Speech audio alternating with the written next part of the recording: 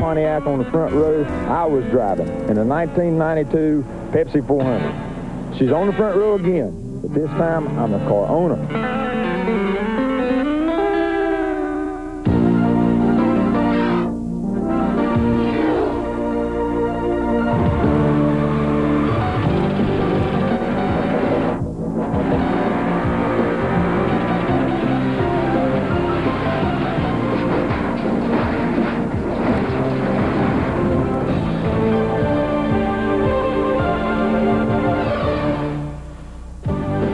ESPN, the world's leader in motorsports coverage, welcomes you live to Michigan International Speedway in live coverage of the GM Goodwrench 400. It is a very cloudy day here in Michigan. The temperature is only 66 degrees and there's a stiff northwesterly breeze. But the good news is there's only a 30% chance of rain. Hi, everyone. I'm Bob Jenkins. It's been a very emotional weekend here at Michigan International with the injury suffered by Ernie Irvan, and we will update you on his condition in just a few moments. But we must forge ahead. The race must go on, and we must cover the other stories that have developed here this weekend. And certainly one of the most interesting has been John Andretti. In his first ride for King Richard Petty, he's put the STP Pontiac on the outside of the front row. With more on that, here's John Kernan. You know, Bob, last week at Watkins Glen, John Andretti told me he'd retired from Winston Cup stock car racing. Well, a week later, he comes out of retirement with a bang, edging out Jeff Bodine for the pole by just 9 1/1000ths of his second. John, your first race for the King here in this very famous number 43 car. How do you approach it? Well, I think you have to just be a little bit conservative and get through the first few laps and then just take it from there. I'm just going to find a pace that I'm happy with and don't have a lot of race time or a lot of time in this race car, so just want to be careful and hopefully get 200 laps in and see what we can get out of it. Well, Bobby doesn't sound pumped up right now, but he was all day yesterday, also after qualifying on Friday, and his team, led by Robbie Loomis, the crew chief, they are ready to go out and put the STP Pontiac in victory lane today. Yeah, I'm sure there's a renewed spirit with that team here this weekend. Well, obviously, the quest for the Cup points battle is going to be drastically affected by Ernie Irvan's injuries. He came into this event 27 behind Dale Earnhardt. The real battle is for 3rd, 4th, and 5th, as those three are separated by only 39 points. The second 5, Ricky Rudd, Morgan Shepherd, Jeff Gordon, Michael Waltrip, and Lake Speed. Now, there are other stories, as we indicated, to update you on here today, and of course the most important is the condition of Ernie Irvan. And with that, here is Dr. Jerry Punch. Thank you, Bob. In all due fairness, the real battle is not the quest for the Cup. The real battle takes place about 60 miles from here right now, where Ernie Irvan is at St. Joe's Mercy Medical Center in critical condition. Now, the word is that Ernie has been stable through the night. As stable as you can be when you're in critical condition. We are told the pressures have stabilized. He is able to be ventilated well. The injuries to both lungs, we are told, are responding. They have been able to reinflate the lung areas that were compressed with the injury. The pressures in the head, of course, are stable, we are told. The family, very, very cautiously optimistic. Kim and Jordan, who are at his side at the hospital, we are told, will be watching this morning. As you heard Bob Dickens say, the thoughts and prayers are with you and the Irvan family. They know Ernie Irvan is a fighter. The drivers here know how tough he is. Now their job is going to be very tough as well. How tough is it to get in this race car? How do you deal with the ebb and flow of emotion? No one better to answer that question than our former Winston Cup champions, Ned Jarrett and Benny Parsons. Jerry, it's going to be very, very tough for these guys to go out and do the job because there isn't a driver, a crewman, a television commentator that isn't thinking about Ernie Irvan and his battle. And, you know, you just got a feel for Robert and Carolyn Yates and Larry McReynolds, that entire crew. What an emotional roller coaster. First, Davey flipped at Pocono. And then a year later, he crashes the helicopter. He dies. Ernie Irvan gets in the car. And now it's a year later, and they're watching Ernie as he fights for his life. Man, I just can't believe what these folks are going through. But, Ned, Bob Jenkins talked about the point standings, and one thing this is going to do, they've only got one guy to catch now. Yes, Dale Earnhardt, of course, is leading the point standings. Ernie was in second place. But if he has to miss more than 2 races, Rusty Wallace, Mark Martin, and Ken Schrader are all in striking distance. They can move past him, and if Earnhardt should falter a little bit somewhere along the way in a couple of races, they'd all be right up there in the thick of the battle for the NASCAR Winston Cup Championship. Of course, Rusty Wallace won here in June, so he likes this racetrack. Mark Martin won here last year very convincingly, so he likes this racetrack too. But how emotional is this for the drivers to get in their race cars after what they've had to go through for the last 24 hours thinking about their friend laying in the hospital? Well, Jerry Punch had an opportunity to talk to Mark Martin just moments ago before he got into his race car. Thank you, Ned. You know, Mark Martin dominated at Watkins Glen a week ago, and everyone said that's the big story this week. His season has totally turned around, and Mark, maybe the run would begin as it did a year ago, but now your best friend lies fighting a different battle just a few miles from this racetrack. How do you put all this in perspective as you're about to start today's race? Well, we all come to win this race, Jerry, and that's what it's all about, and we're ready to go do that with this Valvoline team. It's just, it's a tragedy, and in this business you don't have very many friends, and you know, I don't plan on losing this one, and I just want to ask everybody out there to say a prayer for Ernie. A very tough statement by Mark Martin, who, by the way, has parked his bus beside Ernie's for many, many months now. They are the best of friends. And certainly Mark shares our hopes that Ernie will completely recover from the injury suffered in the accident yesterday here at Michigan. The cars are getting ready to go, and we'll be back with the start of our race in a moment.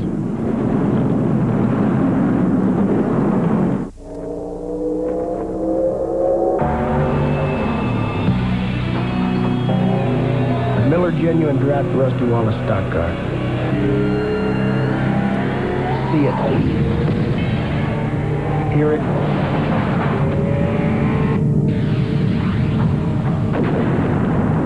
Feel it.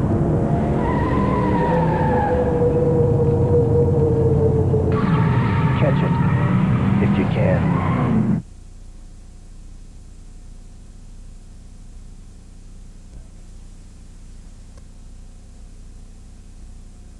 All three drivers involved should have been penalized, and perhaps Paul Tracy has been denied a victory. Now they've created overnight a new rule, and this rule basically says if you do...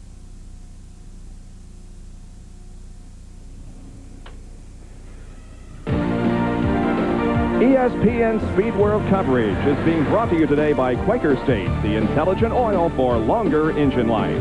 By Allied Signals Autolite Spark Plugs, guaranteed for 2 years, no matter how far you go. And by McDonald's, what you want is what you get at McDonald's today. There's the overhead view of Michigan International Speedway as we get set to go 400 miles here this afternoon in the GM Goodwrench Dealers 400. It's a 2-mile oval. The pole speed, a new track record, 181.082. Race record, 157.704. They should pit somewhere between 45 and 50 laps if all stays green. And the purse is very close to $1 million. Michigan International is a tri-oval. The front stretch is 3,600 feet. The back stretch, 2,242. The banking in the corners, 18 degrees. The front stretch banked at 12 degrees. And the back straight is relatively flat at only 5 degrees of banking. Let's look at the starting lineup for today's race. On the pole with, as we said, a new track record, his third pole of the year, is Jeff Bodine from Chemung, New York in the Exide Batteries Ford. Outside, John Andretti in the STP Pontiac, car number 43. Jeff Gordon will start in third position for his third consecutive race in the DuPont Chevrolet number 24, and alongside him will be the most winning active driver here at Michigan, Bill Elliott, in the Budweiser Ford number 11. Bobby Labonte starts in fifth position in the Maxwell House Coffee Pontiac car number 22, and Joe Nemechek will start alongside in the Meineke Chevrolet car number 41. Going to the next row, we have Rick Mast in car number 1 and Michael Waltrip in number 30.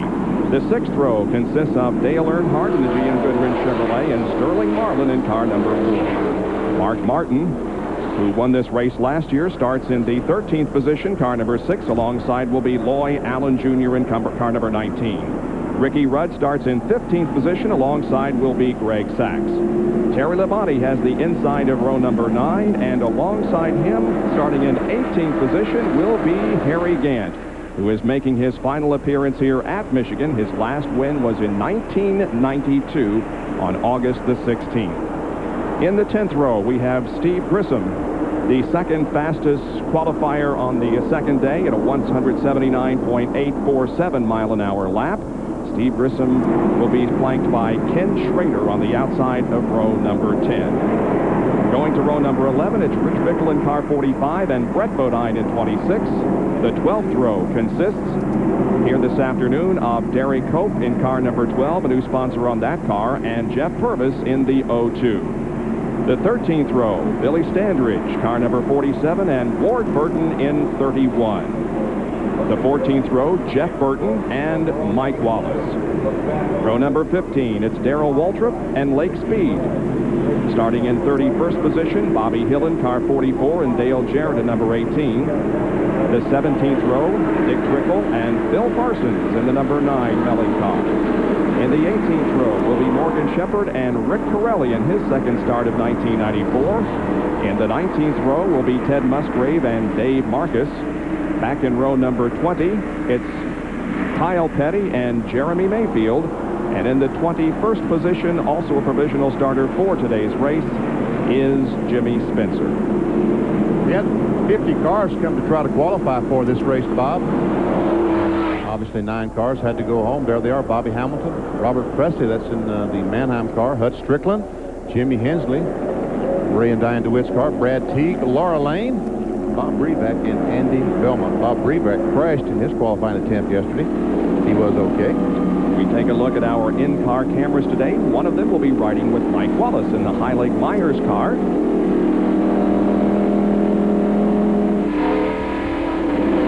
Jeremy Mayfield, the Fingerhut car, and riding along with him. Morgan Shepherd will carry one of our roof cams. Is that moisture I see falling on that camera lens? That is raindrops back there. Oh, boy, we were plagued, of course, yesterday with rain and hoped we would get away with no rain today. And there is Bill Elliott, who has 7 victories at this racetrack as he carries one of our in-car cameras and another roof cam on top of the Valvoline Ford driven by Mark Martin. The pace car has pulled off the racetrack, and we're set to go 400 miles here at Michigan International Speedway. We're glad you could join us. There's the green, and we're underway.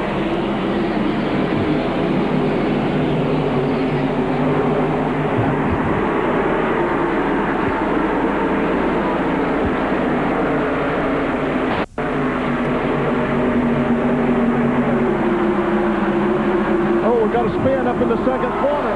Heavy contact. Car on its side. Sliding down the banking. There's going to be 6 or 7 cars involved in this incident. We see flame coming from one of the cars. So a major incident here in turn number 2 on the very first lap of competition. There is Dick Trickle's car, who is showing some damage on the right front corner. He's trying to make it, however, back to the pit area. It is still moving. There are other cars, however, at the bottom of the racetrack over by turn 2 that have not yet restarted. Let's take a look at it once again as they came down for the green flag to begin our race here this afternoon. Of course, they were all running side by side as they got the green flag, and even as they went into turn 1, see a couple of them get 3 abreast as they go into the turn back in the pack, Bob. And there's Morgan Shepherd dipping way down to the inside on the left side of your screen. Let's see if anything happens there. There's Billy Standridge in the 47 car. He gets tagged just a little bit by Derek Cope, and both those cars spin. Cope goes around, Standridge goes around. Jeff Burton comes along, catches the Standridge car. He goes up the racetrack. Lake Speed barely gets by. And look at that. Is that... I believe that's Bobby Hillen, isn't it, in car 44? The car got up on its side. It did not go over side for quite a number of feet. And we hope everybody is okay. There is Dick Trickle's car that has come to a rest in the middle of the backstretch, and the safety crew is right here, but you can see that Dick is out of the car and is okay. Dale Jarrett also involved. He has major front end damage.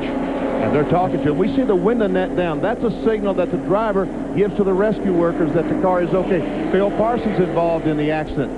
Harry Millen's car. And you see Phil is okay, too. He's moving around. He has his window net down as well, signifying that he is okay. Go to someone else that might need more help. And there is the car and driver that we had the greatest concern for, because that car almost turned over, got up on its side, but the window net is down on that car. So apparently Bobby Hillen is okay.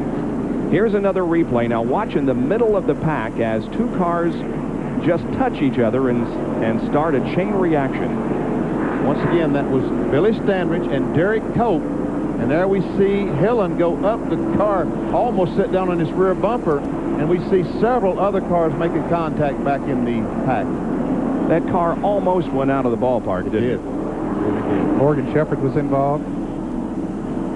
This is from our robotic camera. There we can see the cars coming along on the wall. Hillen taking a wild ride up there in turn 2. There's Morgan Shepherd, I guess. And that's where he hit Dick Trickle as he slid down the banking of the corner. Look how high that car got. It's a miracle that it didn't go out of the racetrack. And Jeff Burton comes down and just touches the blue car. Now, Trickle is okay right here. He's in the middle of the racetrack thinking, I'm going to get by, and then Bobby Hillen made a run across. Yeah. Yes. Here's John Kernan. Morgan Shepherd has just pulled into the garage area. Morgan, a lot of damage to the car. What happened? Well, a couple cars got together up in front of us and turned sideways, and I couldn't see nothing but smoke, and we just couldn't avoid it. Cars pretty much, we drove it in. You guys are going to try and get it fixed and get it back out there? I don't know how bad the damage is. I know the front end's knocked all out, and we may try to get back out and collect some points.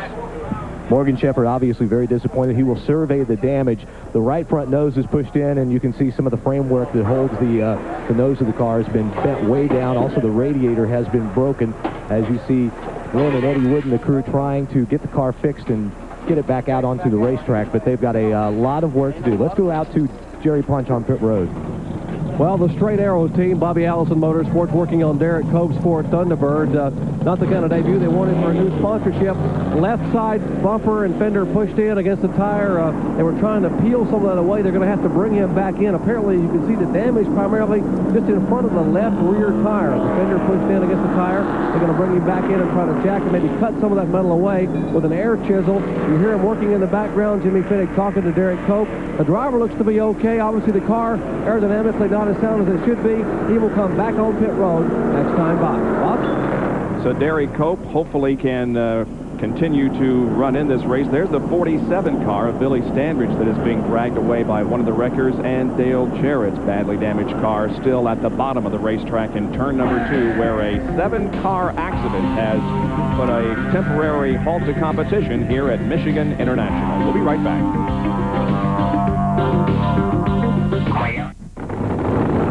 They hate to be late. Traffic makes them mad. And waiting makes them furious. Sound familiar? Then drive through McDonald's for breakfast. It's fresh, hot, delicious, and served at top speed so you can get back in the race.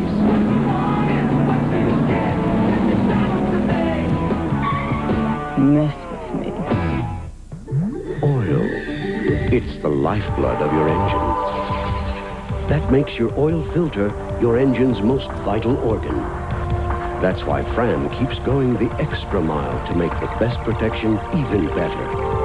The Fram Extra Guard oil filter. Unique glass fiber paper stops more dirt than any other filter for the best protection ever. Fram Extra Guard. American or import, it's an extra lease on life. Every time the driving conditions change, the threats to your car's engine change. That's why Quaker State has engineered intelligent oil. Oil that senses those changing threats and adapts its own molecular structure to protect your engine, whatever the conditions. So, if the temperature changes, so does Quaker State. If the traffic congestion changes, so does Quaker State. The intelligent oil for longer engine life. Welcome back to ESPN Speed World coverage of the GM Goodwrench 400 from Michigan International. We have not yet run a lap under green. A crash in turn 2 on the very first lap has knocked out several cars. Here is a look at it once again. Right in the middle there, 3 abreast. The black car in the middle is Billy Standridge. That's Derek Cope on the inside. They go down and just barely make contact right there. Now, Cope jumps off the gas to try to avoid the 47, which causes both his car to spin. 47 spins from the contact. and then there's no place for these guys to go. Darrell Walker's got to be in this wreck. Did he miss him, Ned? I believe he did. He drove right on through there on the Look at inside. Bobby Hillen's car way up high, sliding down the track. And then he comes off the wall and gets into Dick Trickle, or Trickle gets into him. John Kernan is with Phil Parsons. Bob, as you can see, a lot of damage to the front of Phil Parsons' car. In fact, the oil tank oil cooler has broken and oil all over the side of the car. Phil has gotten out. Phil, obviously you're all right. Could you see what happened in front of you? No, I really didn't. I looked up and I saw the smoke right away, and my spotter said, "There's the trouble in front of you." He said, just about you're on your own, And I was, I saw him down there. I saw him on the low side of the racetrack. I knew they would probably go high. But Morgan and I were pretty much side by side, pretty much committed. I couldn't turn down because of Morgan, and then I think somebody carried Morgan up into me and then carried us up in the wall. I can't believe it. What a start here. I just want to thank my sponsor, Farmer Pete, Harry Milling, for giving me the chance, and Harry Hyde and Pete and all the guys. I tell you, we had a real good car today. Obviously, no one's going to realize that because there's so much damage, and I don't even know if we can get back out, but, maybe we'll try to get them next time. And this is your first race in this car. How many more races are you going to do the rest of the year with them? We're talking about doing 6 or 7 more the rest of the year. Really hoping to have a good, strong run today, something to build on, and, obviously it all came to naught, but we'll try again next time.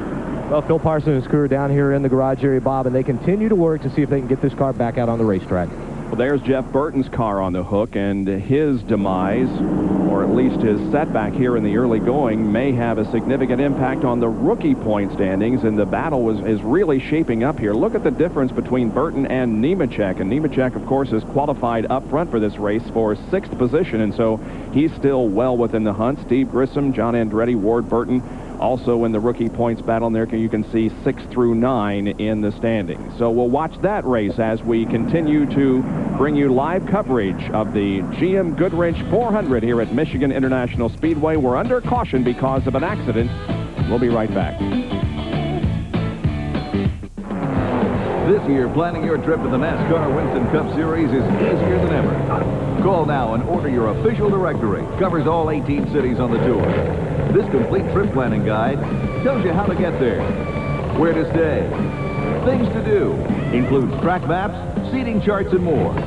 The official directory. Everything in one handy book, just $19.95. To order, call 1-800-RACE-345. What is it about Ford Taurus that makes it America's best-selling car? Is it Taurus SHO with its amazing handling and 24-valve, 220-horsepower performance, its driver-oriented interior, or the unique ways SHO finds to reward the driver like no other performance sedan?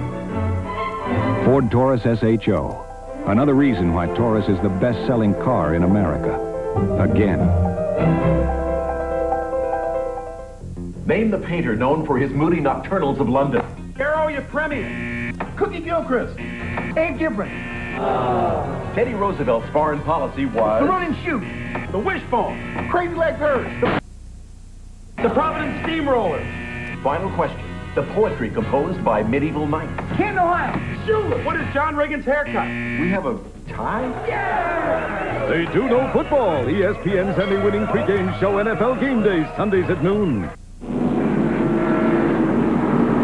Still cleaning up the debris over in turn number 2. That has resulted in no green flag laps so far. The number 44 car of Bobby Hillen took the wildest ride. He apparently is okay, but you can see the car is not in very good shape, and it's being put on the rollback. There is Dick Trickle's car that is still in the middle of the backstretch. The 12 car, driven by Derek Cope, is still on pit road. It's been in several times as they are trying to get it back into competition. Well, as we continue to run under caution here, we will take some commercial breaks and continue with our live coverage in just a moment from Michigan International Speedway. Attention Southwest Florida, this Friday through Sunday, it's the biggest 94 clearance sale this year. It's the Summer Sell-Down Sale at the Manatee Civic Center with over 1,000 cars and trucks. Chryslers, Fords, Toyotas, Plymouths, Jeeps, Suzuki's, and Eagles. With rebates as high as $3,000 and financing as low as 2.9. Plus, register to win $1,000 this weekend. The biggest sale of the year, the Summer Sell-Down. Manatee Civic Center, be there. Trucks, minivans. How about caravans from $4,900? 88 from $4,900? Get your head knocked off anywhere in town for $69 or $79 on that one. How about a gorgeous one-owner local Eddie Bauer Bronco 2, like brand new, local one owner, eat your heart out competition. Or how about this Dodge Ram 150 92? Folks, save $5,000 on this one, local one owner, 24,000 miles. Tom Steimus, #1. Friday night, a WBC Super Bantamweight Championship. Tracy Patterson defends his title against Hector Acero Sanchez. Top Rank Boxing on ESPN. And Dale Earnhardt takes the checkered flag. You know, I've won the NASCAR championship 6 times. I built my life around the automobile, and I know when I see a winning combination. So when NASCAR introduced NASCAR AutoVantage, I knew it was a real winner. Now you can join NASCAR AutoVantage too. Save hundreds of dollars at over 16,000 service centers nationwide with members-only discounts on tune-ups, oil changes, new tires, and just about everything for every car you own. And when emergencies happen to you or any member of your family, just call a Russia tow truck to the rescue 24 hours a day. Join Dale with an introductory NASCAR AutoVantage membership for 3 months for just $1. And you're entitled to get this official NASCAR t-shirt plus our exciting NASCAR race video absolutely free just for trying NASCAR AutoVantage. Call 1-800-95-NASCAR to get your free gift with your $1 introductory membership. That $1 can be charged through your MasterCard or Visa. So have one ready when you call 1-800-95-NASCAR. From overhead Michigan International Speedway, we welcome you back to the Goodwrench 400 NASCAR Winston Cup race number 21 of 31 in the 94 season. And those 5 cars have been eliminated from competition, at least for the moment, in that crash over in Turn 2, and also Trickle, Shepard, and Cope involved in it.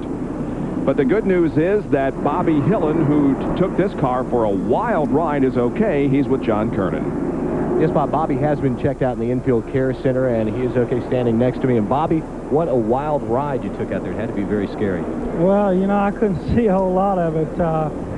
All I know is on the first lap, I saw the 12 car spinning. I don't know what caused it. And, you know, everybody was, you know, just stopped and sideways. And I thought my only chance was to slip by on the outside. And, you know, I have to look at the film to see what kind of move, if that was a bad move or not. But, you know, I just got hit head on after that, and, you know, up on my side, and then I was just holding on that steering wheel as tight as I could. You know, I think that's what kept me from getting hurt. Well, thankfully, Bobby Hillen is okay. Let's go back further into the garage area with Dr. Jerry Punch, who's standing by with Dale Jarrett. Well, the front of Dale Jarrett's Interstate Battery Chevrolet has been sheared away as the crew now works feverishly. The good news for Kelly and the family back home is Dale is okay. He's still sitting in the car. And Dale, did you see what happened out there?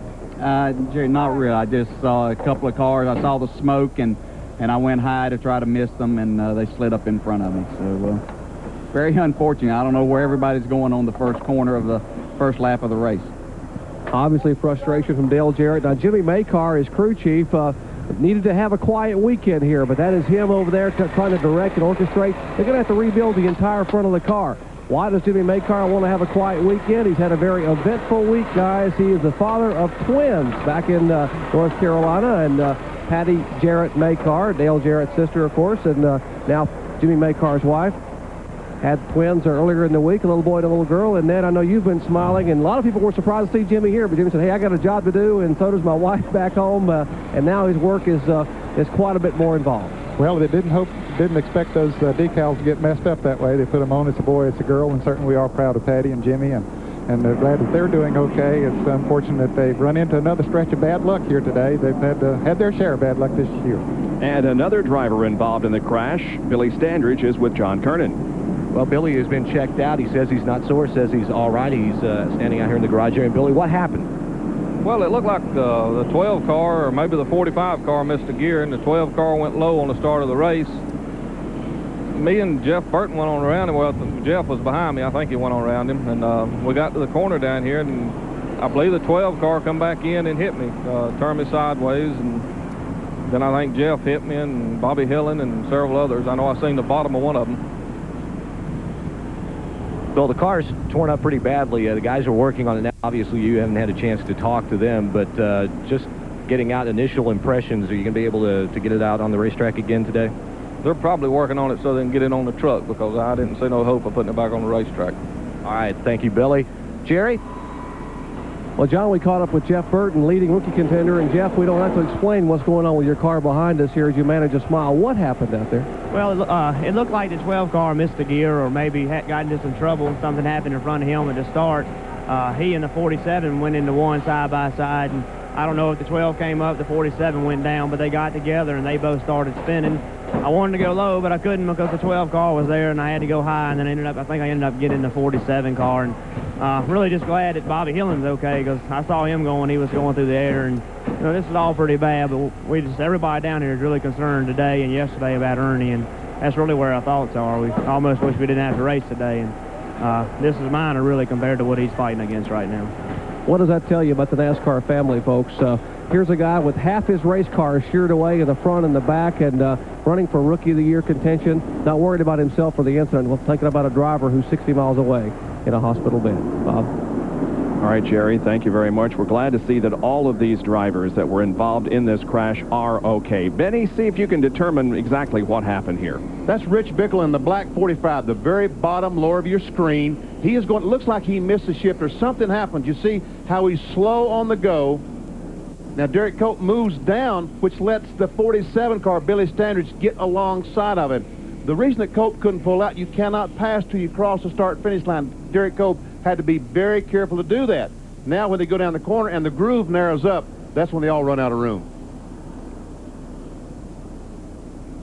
Then the contact between Cope and Standridge, and that set off a chain reaction that involved about 7 or 8 cars. But again, the good news is that all drivers are okay.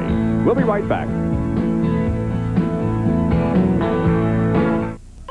If you think this is a broad selection of tires, wait till you go to Pep Boys. Get $40 back on a set of 4 Michelin, Uniroyal, or Futura tires. $20 back on any 2. Come to Pep Boys and drive away happy. If you're looking for a reliable place to service your car or truck, I've got great news for you. Now with Pep Boys, get up to a $20 rebate on our premium brake service, up to $40 on our super brake service. Come to Pep Boys and drive away happy.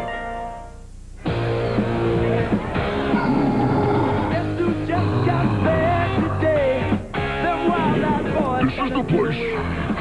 Told them you were living downtown, driving all the old men crazy. There they are. Cold filtered Miller Genuine Draft. The cold one.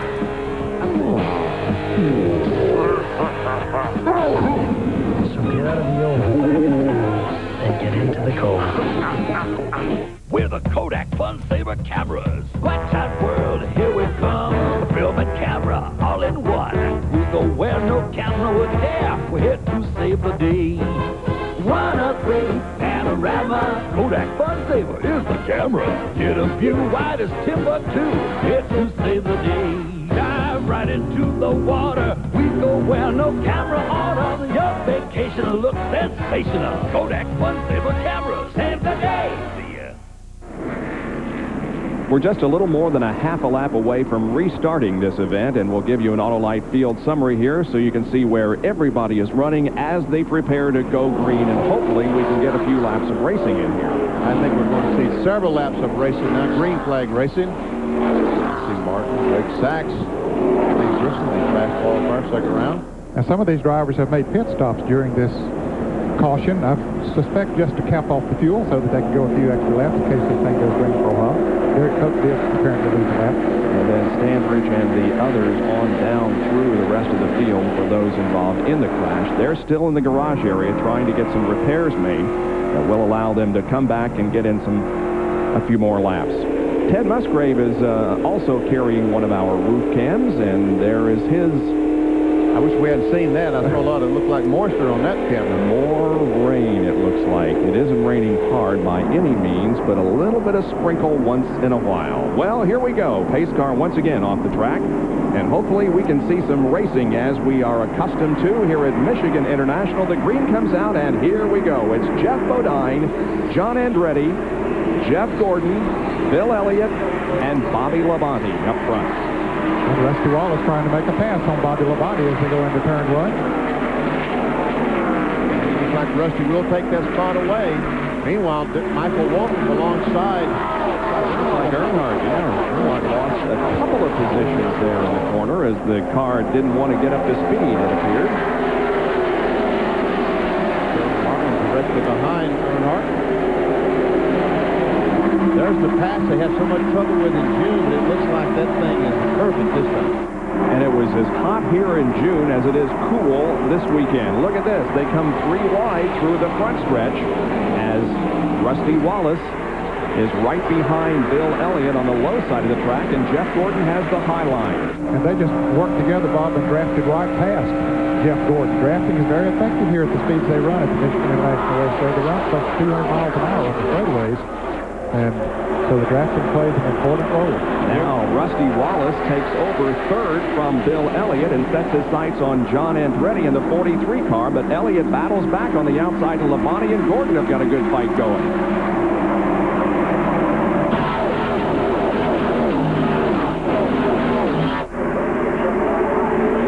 Be very careful, like Rusty Wallace, to realize when those cars on the outside of when you come off the corner like 2 and 4.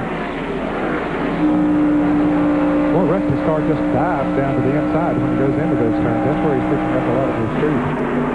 There is Loy Allen, Dale Earnhardt, and Mark Martin as they battle for position, and I still don't think the 3 car is running as it wants to. Now, he's got something that's pushing loose, or the car is just not right. Earnhardt's car is just not exactly right. Back in the 11th position at the moment. Greg Sack coming up on him as Mark Martin tries to move on the inside of Earnhardt. And here's Joe Nemechek trying to pass Jeff Gordon, as Gordon's sort of going backwards now. Todd Bodine comes by and gets by both of them going into the turn. Well, what a run Todd Bodine has had here in the last few races. Just an outstanding performance. Mike Waltrip moving alongside Rick Mass there at the back of this pack. Bill Elliott, Rusty Wallace trying to get by John Andretti. There's the 75 car, Factory Stores of America, Todd Bodine.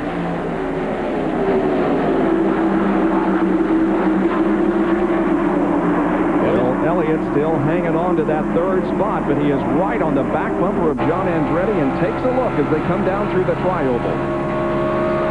There's a yellow strip of tape on the back of the King's car, designating a rookie driver in that car. And they say, as far as anybody knows, that's the first time that a yellow stripe has been on the back of that 43 since Maurice Petty drove it. Went back in the early 40s, early 60s. Yeah, April 2nd of 1961 was as close as we could recall. That's a long time.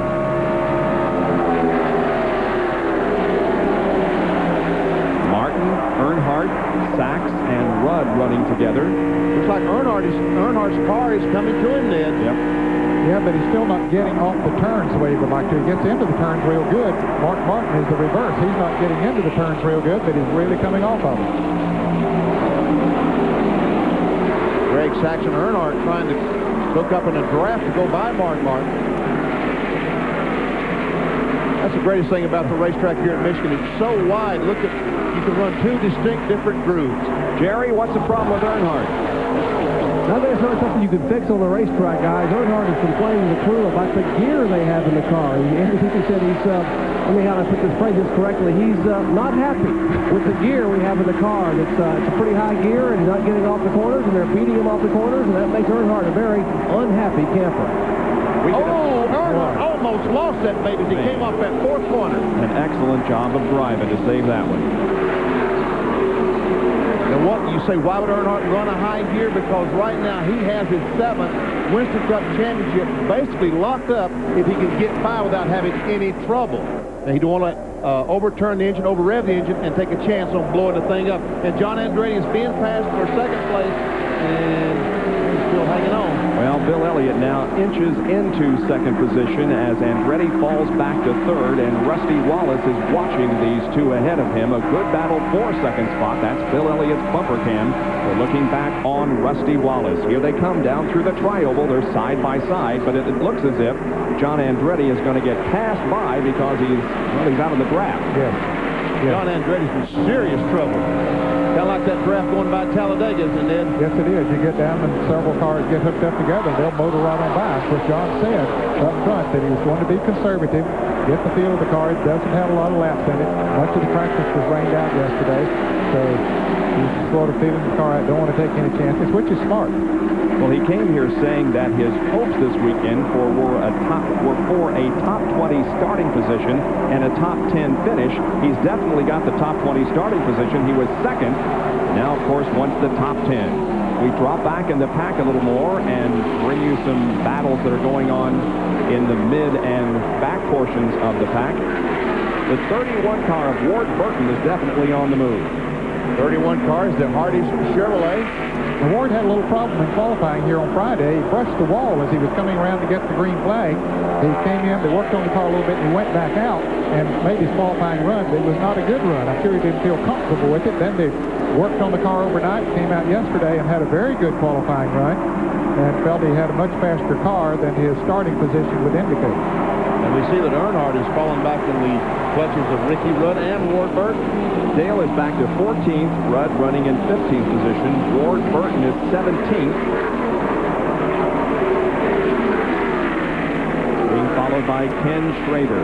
That's the distance up to the leader, Jeff Bodine, who has stretched out his advantage now as Bodine is leading his 13th event here at Michigan in his 26th start. Bumper cam on Bill Elliott's car. 3 abreast. Kyle Petty going, no, he said, I better not do that. That was late speed in the middle, and he got up on the outside. Looks like the 02 car of maybe Jeff Purvis. Okay. Yes, it is. That's Jeff Purvis driving T.W. Taylor's car. And since Bobby Hamilton missed the show, they put the Kendall Oil sponsorship on the Jeff Purvis car. Purvis carrying Kendall colors this afternoon. Here's the battle for second position as Rusty Wallace has gotten a bite off the second corner and looks down to the inside of Elliott, trying to take over second, but Elliott just will not give it up. Let's see what happens as they go to 3. Wallace pulls ahead slightly, but battling back on the outside is Bill Elliott. And look at John Andretti coming up beside Jeff Gordon. Here's Jerry Punch. As you watch John Andretti try to make a move beneath Jeff Gordon with Joe Nemechek in tow, we might mention that he said John Andretti hadn't been in the car very much. Well, tried none. He got about 4 laps of practice on yesterday morning. They were going to change the engine and practice in the afternoon. He didn't get any practice because of the rain and the criminal weather in the afternoon because of the engine change. So this race setup is totally new to John Andretti. Richard Petty just told me a minute ago, he said, I think John's going to settle in and take it easy. Well, we just saw that's not going to happen, and Andretti tried to make a move. Yeah, he's back to 6th position, Jerry, but holding his own right now, trying to keep Nemechek behind him, and there is the king, Richard Petty, looking on as his new driver, John Andretti, tries to bring home at least a top 10 finish here at Michigan International Speedway. We'll be back with more of our live coverage of the GM Goodwrench 400 after these messages. Attention Southwest Florida, this Friday through Sunday, it's the biggest 94 clearance sale this year. It's the Summer Sell-Down Sale at the Manatee Civic Center with over 1,000 cars and trucks. Chryslers, Fords, Toyotas, Plymouths, Jeeps, Suzukis, and Eagles. With rebates as high as $3,000 and financing as low as 2.9. Plus, register to win $1,000 this weekend. The biggest sale of the year, the Summer Sell-Down. Manatee Civic Center, be there. Hi, you're on the air with the ASAP Answer Man, and today's first caller, Mike. I need to find a single source of supply for rental equipment, tools, and supplies. My time is important, and I only deal with professionals. Well, Mike, ASAP Rental offers a wide variety of equipment for rental or purchase. Our people are experts in the construction equipment supply industry, and our ASAP Express delivery service will save you time and money. Could you send a salesman by to quote me? Sure, just leave me your number off the air, and we'll be there ASAP. Well, that's it until next week for the ASAP Answer Man. No timeout, and there's no rest. You're in control of a beast, if you will. You know, that's what a race car is. You're driving at 230 miles per hour. The wind is hitting the top of your helmet, and you cannot control your head movement. Everyone dreams about running over 200 miles per hour. Everybody. That's where we derive the ultimate satisfaction. Steel chainsaws providing our overhead shots from the helicopter above Michigan International Speedway. This would be a good time to go out and buy a chainsaw, wouldn't it, Benny? It's cold enough here this weekend to have a fire. I guarantee you. If you live in that one of those pump tents, you definitely want a fire. You're watching live coverage of the GM Goodwrench 400 from Michigan International. There is our leader, Jeff Bodine, who started from the pole position.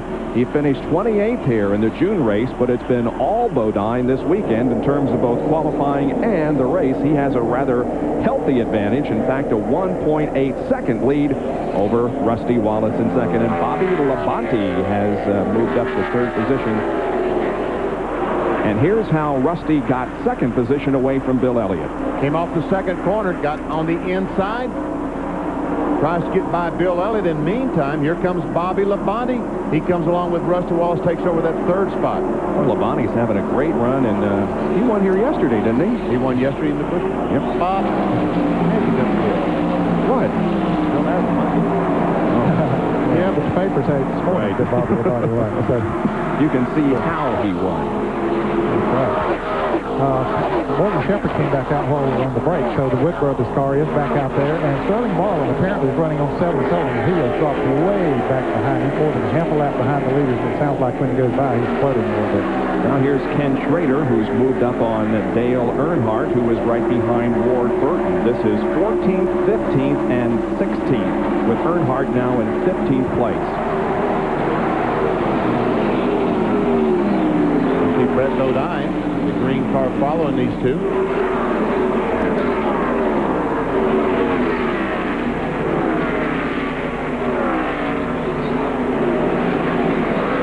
Once again, we can see that these cars run all over the racetrack in the corners. Some high, some low, some in the middle of the racetrack. And as the race wears on, some of these cars will probably run even higher than they are now. There's the field summary, the Autolite field summary. Jimmy Spencer is driving that McDonald's Ford with that broken shoulder, that shoulder blade that he practiced in Indianapolis. Yep.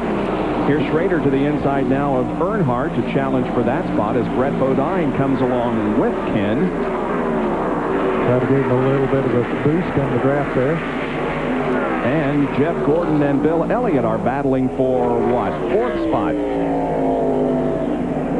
It's Jeff Bodine, Rusty Wallace, and Bobby Labonte ahead of this duo. Gordon on the inside and Elliott on the outside. Well, right there, Gordon has the advantage, but Elliott's going to have to pick it back up as he comes off the turn. He has the momentum coming off of turn 4. So there he goes back in front. And we see John Andretti, the STP Pontiac, still hanging on. Yep. That's 6th spot, followed by Joe Nemechek. And then a 2 abreast race involving Todd Bodine on your right and Mark Martin, who's carrying a roof cam. Well, they got awfully close together there as it came off the turn. And there's Rick Mast trying to pass both those guys as they race along. One car, the black and white car, is Rick Mast, our pole winner from the Brickyard 400. Michael Walton, Pembroke Pontiac following. Schrader and Earnhardt once again are added for position. They came awfully close coming off the 4th turn, and now Brett moves down to the inside to make it free ride at the starting line. And who's going to come out of this battle ahead? I think Brett's going to have to back off. Yeah, he does. Earnhardt doesn't. Both of them backed off. Earnhardt just drove on in there on the outside. But here comes Schrader back on the inside once again. Good sense prevailed on Brett Bodine's part. Yeah. Now, he might have a run here now. He's got both of them side by side. Of course, they were side by side. I thought he might have a good run, Brett Bodine, and be able to draft past him, but he couldn't do it that time. In fact, he's got Ricky Rudd to contend with back there on his bumper. Dale Earnhardt, 11 top 10 finishes in 14 races. That's pretty strong. The point leader seeking his 7th NASCAR Winston Cup championship this year. Now Schrader, I believe... Well, he had him there for a moment. Yep. His father would have told him that he was clear on the high side. He could run up there in front of Earnhardt, but he didn't do it. Now he's going to do it. Now he's not getting coming off the turn. Yep. And we see, Earnhardt is running higher and higher on the racetrack. Jerry Punch reported that he felt like he didn't have quite enough gear in his car. So the bigger he can make the racetrack, the higher he runs, the more he will help the gear situation. He will turn more RPM the higher he runs on the racetrack. Michael Ward Burton very close to the wall off of 4. Also very close to that 19 car, Loy Allen. Another good battle here. There are good battles all over the track. This is going down in turn 1, right in the middle of the corner. 12th, 13th, 11th, 12th, 13th, 14th, and 15th. Ward Burton started 26th. He is currently the highest he has been in the serial scoring. 14th. His starting position was his lowest. So Ward Burton, who told me last week after the Watkins-Glen race that he was going to have a strong car here at Michigan, does. Now, Earnhardt moved to the bottom of the racetrack that time, or I guess Kenny Schrader got on the outside of it and gave him not much of a choice except to go low. Schrader takes that spot away from Earnhardt. So Harry Gant back there behind Brett Bodine. This is Harry Gant's last race here at Michigan. And remember all those races, Dave, and Harry Gant used to run that high line around this racetrack, kicking up dust right against the wall? Yeah. We won't be able to see Harry do that anymore. He won this race back in 1992. There is Sterling Marlin. Here's Jerry Punch with an explanation of what's wrong with this car. Well, you mentioned that Sterling Marlin was not running up the par, and indeed, the diagnosis, he has lost a cylinder. He is currently running no more than about 7,000 RPM, whereas the race speed here would dictate about 8,300 to 8,400 RPM on a race setup. So he's about 1,400 RPMs down, running on 7 cylinders, and spotters tell us that they have seen a couple of puffs of smoke out of the side of the Kodak film Chevrolet. He's dropped all the way back to 32nd position, the final driver on the lead lap. Yeah, and he's not too far from being lapped, about 3 or 4 seconds. And here they come. There you can see him on the bottom of the screen. There's Jeff Bodine, and Rusty Wallace is gaining on Jeff Bodine. Jeff Bodine, the last time he won the pole, he won the race. That was at Pocono. He led 156 of the 200 laps there. Back in a moment.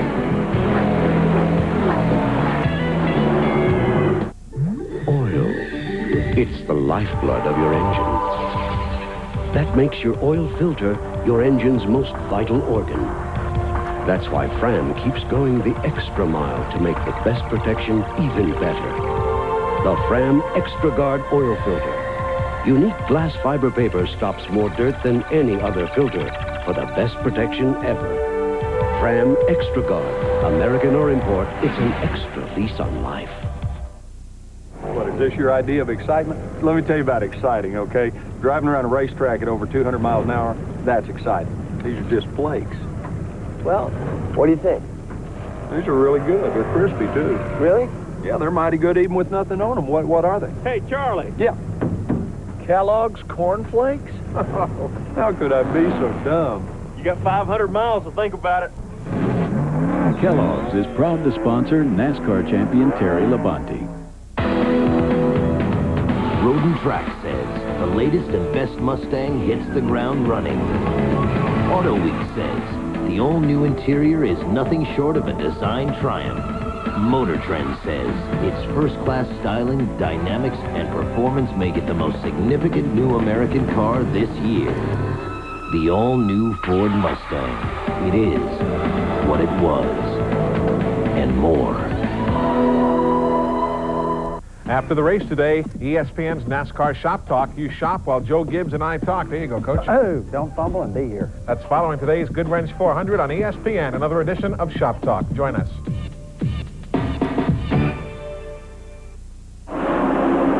More racing here on ESPN tonight at 9 o'clock Eastern from New Hampshire International Speedway. The Indy cars are there for the Slick 5200. You can see it at 9 o'clock tonight here on ESPN. And I tell you what, that was a great race last year. Yes, it was. Nigel Mansell won it last year, but he has qualified third for today's race. Emo has the pole with Boycell on the outside. Then Paul Tracy, Mario Andretti, and Dominic Dobson qualifying sixth. That'll be great tonight at 9 o'clock. Still a little precip out there, looks like. If I was driving, that'd scare me to death, I'll tell you. But since I'm not, it still scares me to death. Yeah, I was going to say, it scares me. There's Mark Martin going to the inside of Nemechek and passing him with ease. And here, Rusty Wallace has caught our leader, Jeff Bodine. How about that? Bodine had remember just a few laps ago, had almost a 2-second lead, but now has closed in right on his back bumper. Bodine is running the Hoosier tires, as he has all year long. Of course, Rusty on the Goodyears that he has run all year long. Didn't get much of a feel other than the fact that Bodine sat on the pole. Clearly, there was a lot of difference in the tires here, but they didn't get to run a lot, so I don't know if anyone had thought that one tire was a lot better than the other or not. The 13 teams chose the Hoosiers this weekend, and I believe that's about as many as they have had. Wallace, by the way, is driving captain here this weekend, named for Captain Roger Penske. He won the race in this car here in June and also drove it at the Brickyard 400, where his fate was not quite as good, but it's performing well here at Michigan once again. And Joe Nemechek is off the pace as he has dropped back further. John Kernan is there as Nemechek, in fact, comes in. Well, this is a little bit early for scheduled pit stops. A problem with Joe Nemechek. He radioed in the last lap that he thought he had a tire going down. The right sides are on. It will be a 4-tire change. We're about 10 laps away from scheduled pit stops. Haven't seen which tire might be flat yet. Don't see any blistering problems. We wouldn't expect that on such a cool day as this. Nemechek is down and away. It looks like possibly the right front tire has gone down just a little bit. Now the 6 and 43 are battling for position. Andretti and Mark Martin. Battling for 6. Yep. Mark Martin gets alongside, but those guys on the outside get such a run off the corner. Momentum carries them. It's difficult for the fellows on the inside to make that pass. Well, it's really great to see two famous names in racing brought together for this event, Andretti and Petty, but John loses the position to Mark Martin. The question is, can Mark Martin do what he did last year and reel off 4 in a row here? The yellow flag is out. We think it could be because of rain. Now we'll watch this race to the line. Of course, at this point, Rusty Wallace is looking for 5 bonus points for leaving the lap because, as we documented, Mark Martin and Ken Schrader are in a very close battle for position in the point standings. They're in turn number 4. Let's see what Rusty does. Here he comes on the inside. Can he make the pass? It's going to be close. Yes, he does. Made it. By about a half a car length. Our second caution comes out. Rusty Wallace has now led 13 of the races in 1994. You see our flagman Doyle Ford pointing to the sky. That means, guys, the caution is because of rain. The racetrack a little bit damp. Jerry Punch has more. You ordinarily don't hear these drivers complain very much, but Benny, about 2 laps ago, the rain is not as much here on the front straightaway, but apparently became a little more intense, more than a fine mist in the backstretch, and so most of the front-running drivers, including the leader, which should never complain, I guess, said that, hey, it's getting a little slippery out here, the rain's coming down, we need a caution flag. Ironically, though, the leader at that point in time complaining was Rusty Wallace because he was due to pit the next lap by. So obviously the caution comes out, and now we'll be able to see everyone make an entry on the pit road for what will be their first pit stop of the afternoon. And you can see it's not only wet, but it's very, very cool here this afternoon. Some fans wrapped up in blankets. We talked about a pit window of 45 to 50 laps. This will be the 46th lap when they come by. Now they'll get the fuel gauge. They'll find out exactly how much fuel they've used, and we'll find out how many cars can run past that 50-lap mark. Here's John Kernan. Bobby Labonte running in third right now as his crew gets ready to go over the wall to change 4 tires. The car is a little bit loose, so they're going to put a couple of rounds of bite in it. Jerry? Don't expect to see any change out here in the 2 pit, the Miller Genuine Draft pits. We're going to let you watch all 3 of the front runners pit. 2, 7, and 22. 3, 4 Thunderbirds pitting, guys, as you go back up there. Right side's going on the 22 car. Right side is down. We see a chassis adjustment in the 2 car. The wrench back in the rear, changing the chassis.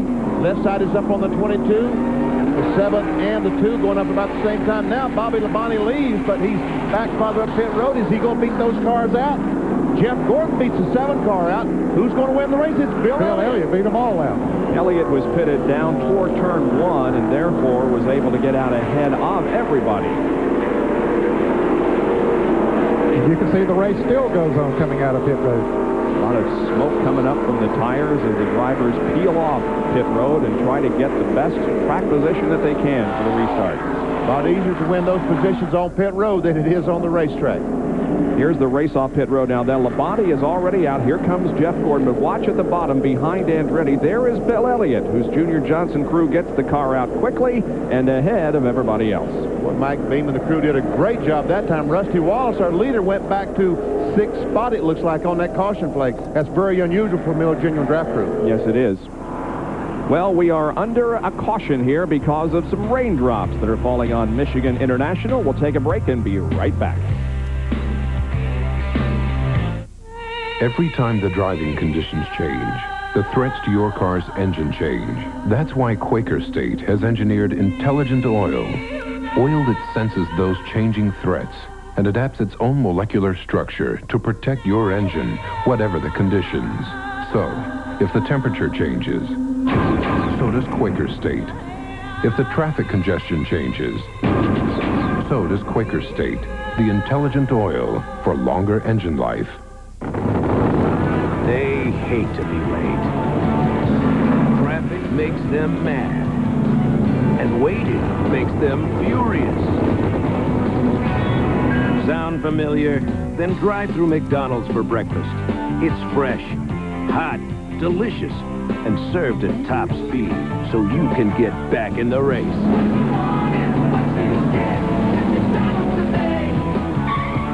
Mess with me. Racing legend Richard Petty gave us an incredible challenge to try and start his toys. All my toys. All at once with a single diehard. So we hooked up all 9 engines, and the diehard started every one. All at the same time. But would it still have the power to start this big toy? Here's diehard. More power when you need it most. Some rainy weather has moved over the racetrack for the moment. The ceiling is very low and it's kind of hazy and cloudy and foggy and who knows what else here at Michigan, and we are under caution because of the raindrops that are falling. Now, we just had a series of pit stops, and quite frankly, Rusty Wallace didn't have a good one. Jerry, can you explain what happened?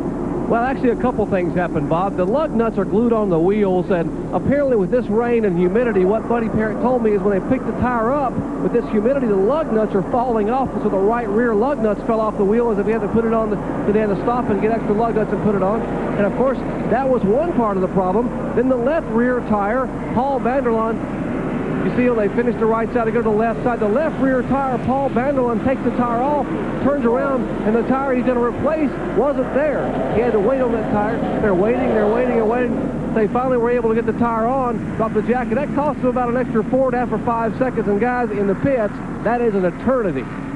And you say, why wasn't the left rear tire there? Because you're only allowed so many people across the wall. Now, someone did not come back across the wall. That guy could not go over with that tire. Otherwise, NASCAR would penalize him, and the penalty would be more than waiting. And John Kernan, Rick Mast made a couple of pit stops, didn't he?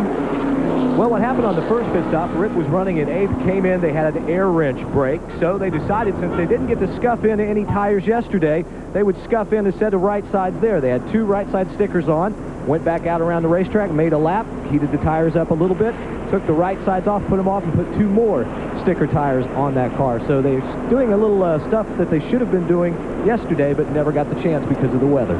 Yep, it was raining yesterday, and now it's at least sprinkling again today. And Rick Mast was running about 8th spot, and he's back all the way to in the 30s now.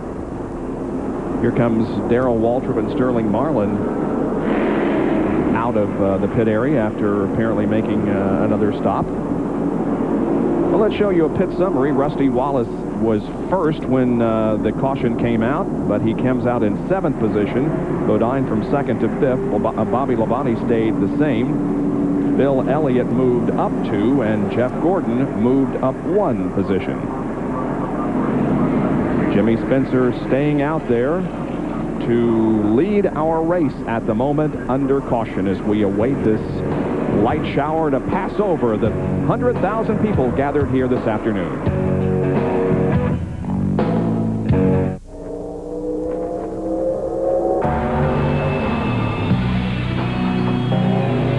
Miller Genuine Draft Rusty Wallace stock car. See it. Hear it.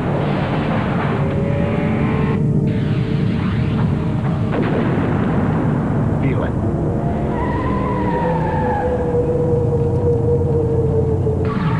Catch it, if you can. If you're looking for a little spice in your life, you'll love the new Grand Prix Sport Coupe. Sure, it has all the safety of dual airbags and anti-lock brakes. But with a 24-valve, 210-horsepower V6, it still generates plenty of heat.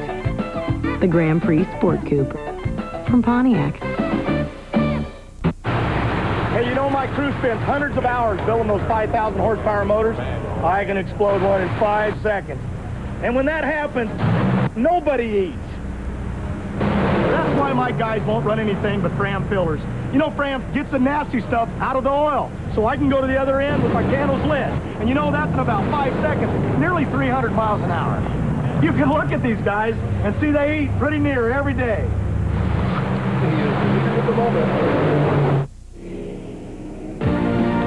ESPN Speed World is being brought to you today by Allied Signals Fram Filters. You can pay a little now or a lot later.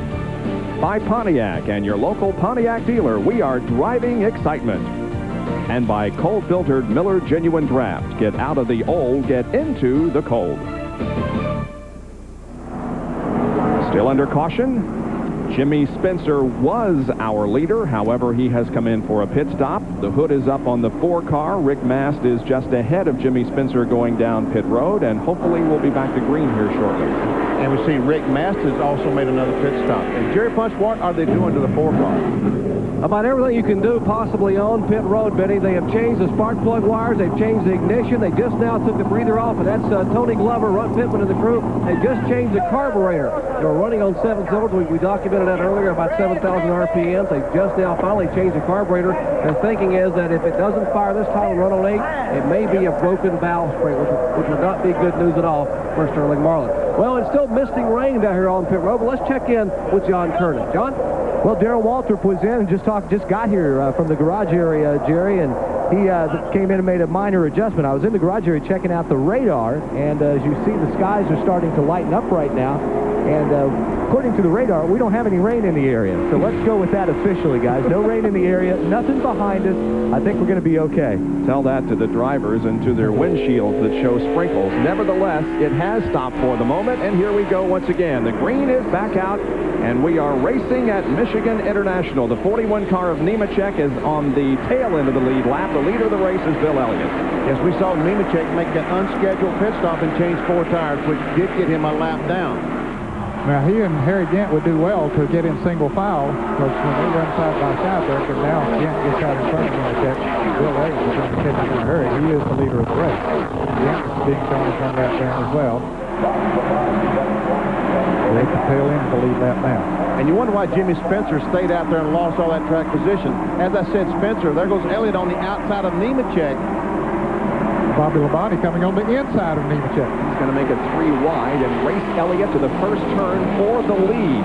What do you think led that lap, Bobby? You think it was Bobby Labonte led that lap? I wasn't watching the starting line, to be honest with you. I was more interested in whether Labonte was going to get through this area. He did, but now Jeff Gordon challenges him on the outside for second spot. There's Rusty Wallace on the inside. Remember that Miller Genuine Draft Ford. We saw a lot of muscle in that car early on. There's another car with a lot of muscle. It's 7 car, Jeff Bodine. There's Elliott with the lead, Bobby Labonte in second, and Jeff Gordon in third. This is the 22nd Michigan race that Elliott has led in 34 races. Look at the battles back here. Man. There's Rudd, Ted Musgrave on the inside, Jeremy Mayfield right behind Ricky Rudd. Ted Musgrave in there. Get well wishes to Ernie Irvin on the dashboard of that car on the right. That's Jeff Purvis in the 02 car, the Kendall car, right in front of Musgrave. Ted is currently running in 27th position.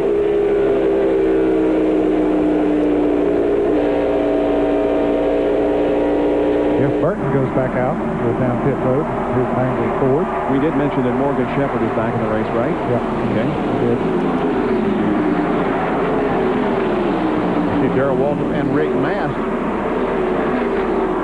And as strong as Rick Mast was running at the very beginning of the race, he doesn't seem to have that power or that speed right now. There's a race for third place. Bodine takes it away from Jeff Gordon, or he's trying to take it away. And Rusty Wallace will drop down to the low side and follow Jeff Bodine. Crash is occurring in turn 3. Todd Bodine. There's another car spinning up through there, and cars going by. Dale Earnhardt, course leader, and heavy damage to the Goodwrench Chevrolet. Well, you talk about things that happen during a season that can have major impact on a championship, and this is a possibility here. Let's hope that Dale is okay and that Todd Bodine is all right. There is heavy damage to both of their cars in turn 3. And both ends of Todd Bodine's car. See the front and the rear. Worst possible spot going in the corner when the car has top speed. Probably here's the Earnhardt and Todd Bodine are going to get together going in turn 3. Todd Bodine goes up, they make contact, turns Bodine around. Earnhardt meanwhile spins and will go up and hit the wall. Boy, look at those roof flaps doing that job, keeping that car on the ground. 75 car got off the ground after the initial impact, but it appears as if the roof flaps did their work in that instance also. Dale Earnhardt is out of the car, and we're glad to see him okay.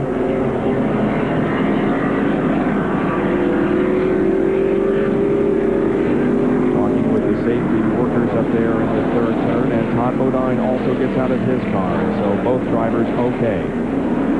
Another angle of this crash. Crash door. There's Earnhardt. Let's see if we can watch Earnhardt and see where he makes contact with it. It's going to be the outside retaining wall. He goes up and makes contact with the front. Pretty significant contact, though. He didn't catch any brakes there because he'd been better off if the back end had went in there, because the car would have been easier to fix than the front. He's gone over and looked at the right side of it to see what it looks like. Now put his helmet back inside. The crash on lap number 56 of 200 here at Michigan International, involving Todd Bodine and Dale Earnhardt.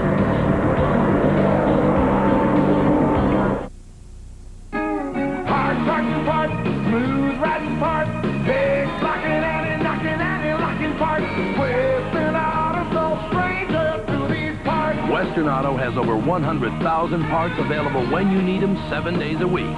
Serious parts at serious savings.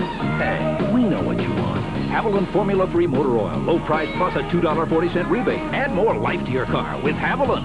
Western Auto, no stranger to these parts.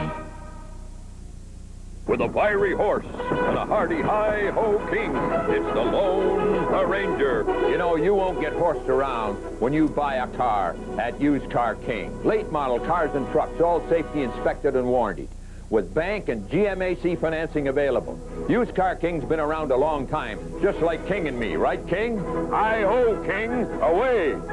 Stay tuned for the continuing episodes of the Lone Ranger, brought to you by the Used Car King. Available. Bob knows. Morning, Bob. Your email yesterday, dead on. The Dodgers pulled it out last night with some 12th inning heroics. With ESPN Net on Prodigy, Bob talks to the SportsCenter pros every day. Hey, Bob, for answers to your NFL questions, check out the inside info on coaching changes. What you want, when you want. Call 1-800-ESPN-PRO. Get ESPN Net on Prodigy. Hey, how about some Super Bowl tickets? We're cautioned because of an accident involving Todd Bodine and Dale Earnhardt, but the 26 car of Brett Bodine was also involved to a certain extent. He has damage there on the right front of the car. Well, he was very close to his brother, Todd, and a bunch of cars running close together. We'll take a look at it again and see if we can see where he got involved. But you can see Todd Bodine on the inside. There's Brett right behind him in the green car. And Todd, I don't know if he thought he had Earnhardt cleared or what the situation, but they touch, spins Todd spinning the wrong way, and Brett does indeed get into Earnhardt a little bit. That might be what spun Earnhardt down to the inside. I think you're exactly right, Ned. The contact between Brett Bodine and Earnhardt is what turned Earnhardt around. There we see the black car, the Goodwrench Chevrolet, down in the grass. He goes back across the racetrack and pops that wall with a nose. And Jerry Punch, what did Earnhardt say on the radio to Richard Childress and the crew? Well, I'll tell you, the sign of a true champion. Earnhardt, involved in the crash, once the car came to a halt, he began giving instructions to the crew on how to fix it. He said, guys, we're going to need, here, take a list. He said, oil cooler, we're going to need radiator, we're going to need suspension parts, we're going to need this. Andy Petrie and the crew began running back to the truck to collect those parts before the car has even arrived back here in the garage area. Earnhardt directing the resurrection or reconstruction of his car before the car even gets here. In fact, he had to climb in the ambulance. NASCAR mandates that when you're involved in an incident, you must go to the care center and be checked out. He will go there and come out very shortly. Well, Jerry, Dale Earnhardt was very proud in the garage area this morning. His son, Dale Jr., won his first feature race last night, a late model stock car race in Myrtle Beach, South Carolina. And congratulations to him, but his father's fate is not quite as good here this afternoon. Well, earlier today we had some excitement on the backstretch. There's the Mayflower truck parked behind the backstretch.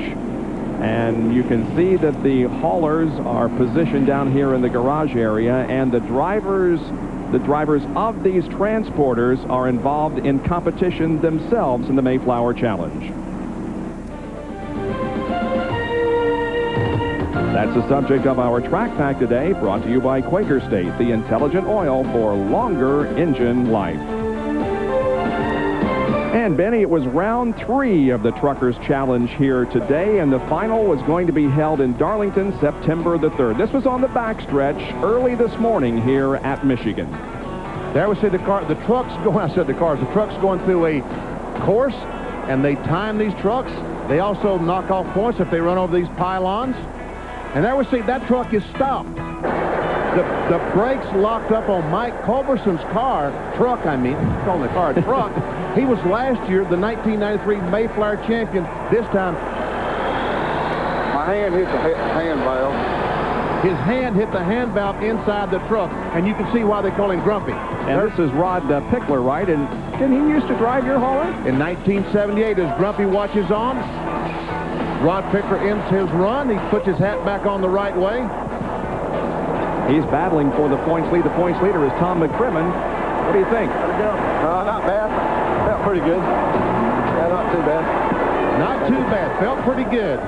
But watch this performance. This was just an outstanding drive. This is Craig Bowes. He drives the Winston Select scoreboard that goes to each and every race. He takes his truck and trailer through these pylons against the clock. You think there isn't skill involved in this? I'll guarantee there is. There's Pickler who's saying, oh boy, looks like my my challenger is doing extremely well, as he did. Look at him bring this big hauler through these pylons. And again, each time they hit one, they will penalize them seconds for contact with a pylon. And Craig brings the old truck to a stop. And then they went to the effort of tabulating the points for the Mayflower Challenge. As Craig completes his run, he's pretty happy. It's tough. Still tight. Now they tabulate the points, and we've got a great battle going to the final round at Darlington, September 3rd. But the winner today was Craig Bowes, $1,500 check, and our congratulations. And a trophy. Attaboy, Craig. Yeah, there you go. Again, we'll be around for the final September 3rd at Darlington in the Mayflower Challenge. So we will wait for that and the $25,000 check that goes along for the winner. That's pretty serious money. Not bad at all. And besides that, it just gives the truck drivers an opportunity to show their skills. Here's John Kernan.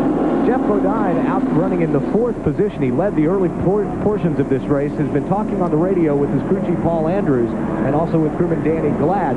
They're discussing a possible tire problem. He thought he may have a tire going down, or he might have picked up something on the tire because right before the last caution period, when they just gone back to green, he felt a vibration in the car. He wanted to come in and pit, but as we've seen a couple of accidents a little further back in the pack, Jeff didn't want to come in and pit and get sent to the back of the pack where he could be caught up in a wreck. Instead, he's going to go out, and as soon as we start green, if he finds out he does indeed have a problem, he'll pit for right side tires only. Well, Dale Earnhardt has come out of the infield care center, and Jerry Punch is standing by with him. Dale, you walked out of the care center, obviously okay. What happened up there? Well, Todd and I came off the corner, and he's under me, and I dragged down we was close together trying to draft back, you know, to buy him down the straightaway, and we got together. When we got together, his car sort of pitched to the right, and I tried to get away, but I couldn't, and then we was together more, and it spun him to the outside, and I was spinning. I started the inside, and somebody hit me from the rear and spun me to the inside, so came back up and hit the wall. I was lucky. He's okay, and we've talked, so hopefully everything's okay. We just wish Ernie the best. His thoughts are Ernie. Dale, at the beginning of the race, the car didn't want to come up to speed. Was there a problem? Well, it pushing. Something was wrong with the front end, and we worked on it, and I thought it was going to be a little better, and I don't know. Dale Earnhardt very frustrated. They bring the car. The car has just now reached the garage area, and they are backing the car around. The crew has everything laid out here. They have oil lines. They have a torch already lit, ready to go. They have an entire front end assembly and suspension. The right front of the car heavily damaged. Dale Earnhardt likes to get involved. He doesn't like to get involved, but he will get involved usually in the reconstruction of this car. He stands behind the car, and take a look at this crew. Like ants at a picnic, they begin sawing and descending on this Chevrolet Lumina as we go back to green flag racing. I have a feeling that he's going to get back out on the racetrack because the last time he DNF'd because of an accident was back in 1986. Green is out. What, 1986? 86. There's Joe Nemechek, the yellow car on the inside, the 90 just got muffler car. He's racing Bill Elliott, our leader, trying to get that lap back. And doesn't look like he's going to be able to. He came in, put on full fresh tires, didn't he, during that caution flag. Thought it might give him what he needed, but he isn't going to be able to do it right now. These couple of cars that were involved in the very first crash have gone back out. Bill Parsons and Dale Jarrett, but they're about 50-some odd laps down. Now the scramble for position off the corner. Bobby Labonte to the inside of Bill Elliott. And it's Rusty Wallace trailing this foursome here. 3 wide into 1. That's Jeff Bodine down on the bottom of the racetrack. He comes up and has second position from Jeff Gordon. And Jerry Punch is with Todd Bodine. And as you heard Dale Earnhardt say, Todd is okay physically. Todd obviously disappointed. What happened up there? Well, just one of them racing deals. You know, he was trying to stay tucked up tight on my quarter panel to keep the draft, and the car moved around a little bit, and I don't know if he got over, I went up, whatever, we got together. They turned me up in front of him. I turned left as hard as I could, and he tried to turn away from me, but when that happens, it sucks you right together. There's nothing you can do. It's just one of them racing deals.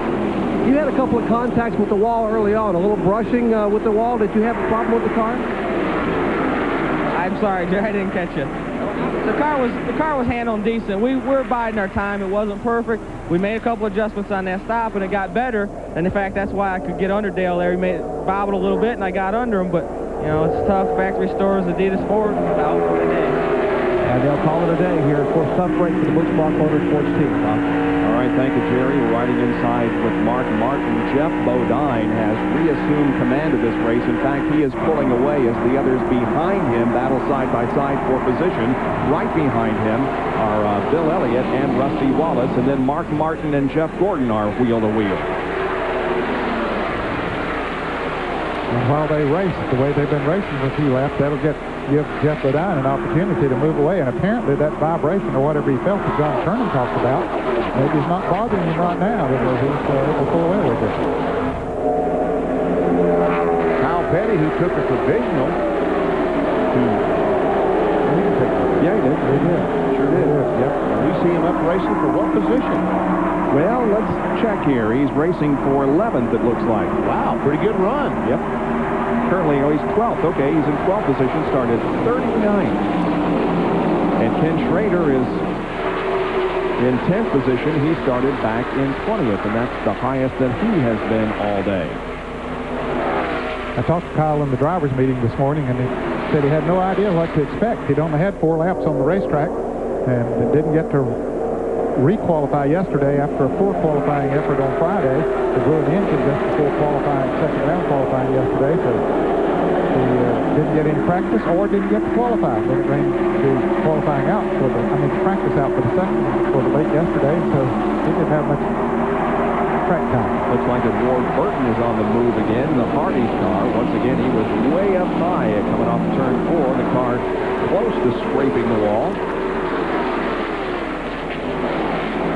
He closing in on the back of Kenny Schrader. There is John Andretti, who started from the outside of the front row, of course, and Rusty Wallace. Something wrong with Bill Elliott. He is off the pace down the back straightaway, slow down the back straightaway for the Budweiser Ford. Maybe he just got off the gas. He's back and forth trying to feel what's wrong with the car, it looks like. 7-time winner here in Michigan. He's won the June race 4 times and this August race 3 times. Most recently, he won this race in '87. He might have just got high coming off of turn 2 and had to get out of the gas. That is a possibility because it looks like his car is up to speed now. But he's fallen back to 5th spot. And meanwhile, look, Rusty Wallace has caught Jeff Bodine. You know, Jeff Bodine was complaining about a vibration a moment ago and thinking about a pit stop. At some race this year, they were talking about the Hoosier tires. They were talking about the buildup and what a concern it was, and it was making the car vibrate. Could it be they're having some more problems with that today? I think that was Jeff's complaint last weekend at Watkins Glen, that the tires just accumulated so much buildup that he couldn't handle it. But Jeff Bodine leads over Rusty Wallace, Jeff Gordon, and Mark Martin as we are 68 laps into the 200 lap. Goodwrench 400. Every time the driving conditions change, the threats to your car's engine change. That's why Quaker State has engineered intelligent oil. Oil that senses those changing threats and adapts its own molecular structure to protect your engine, whatever the conditions.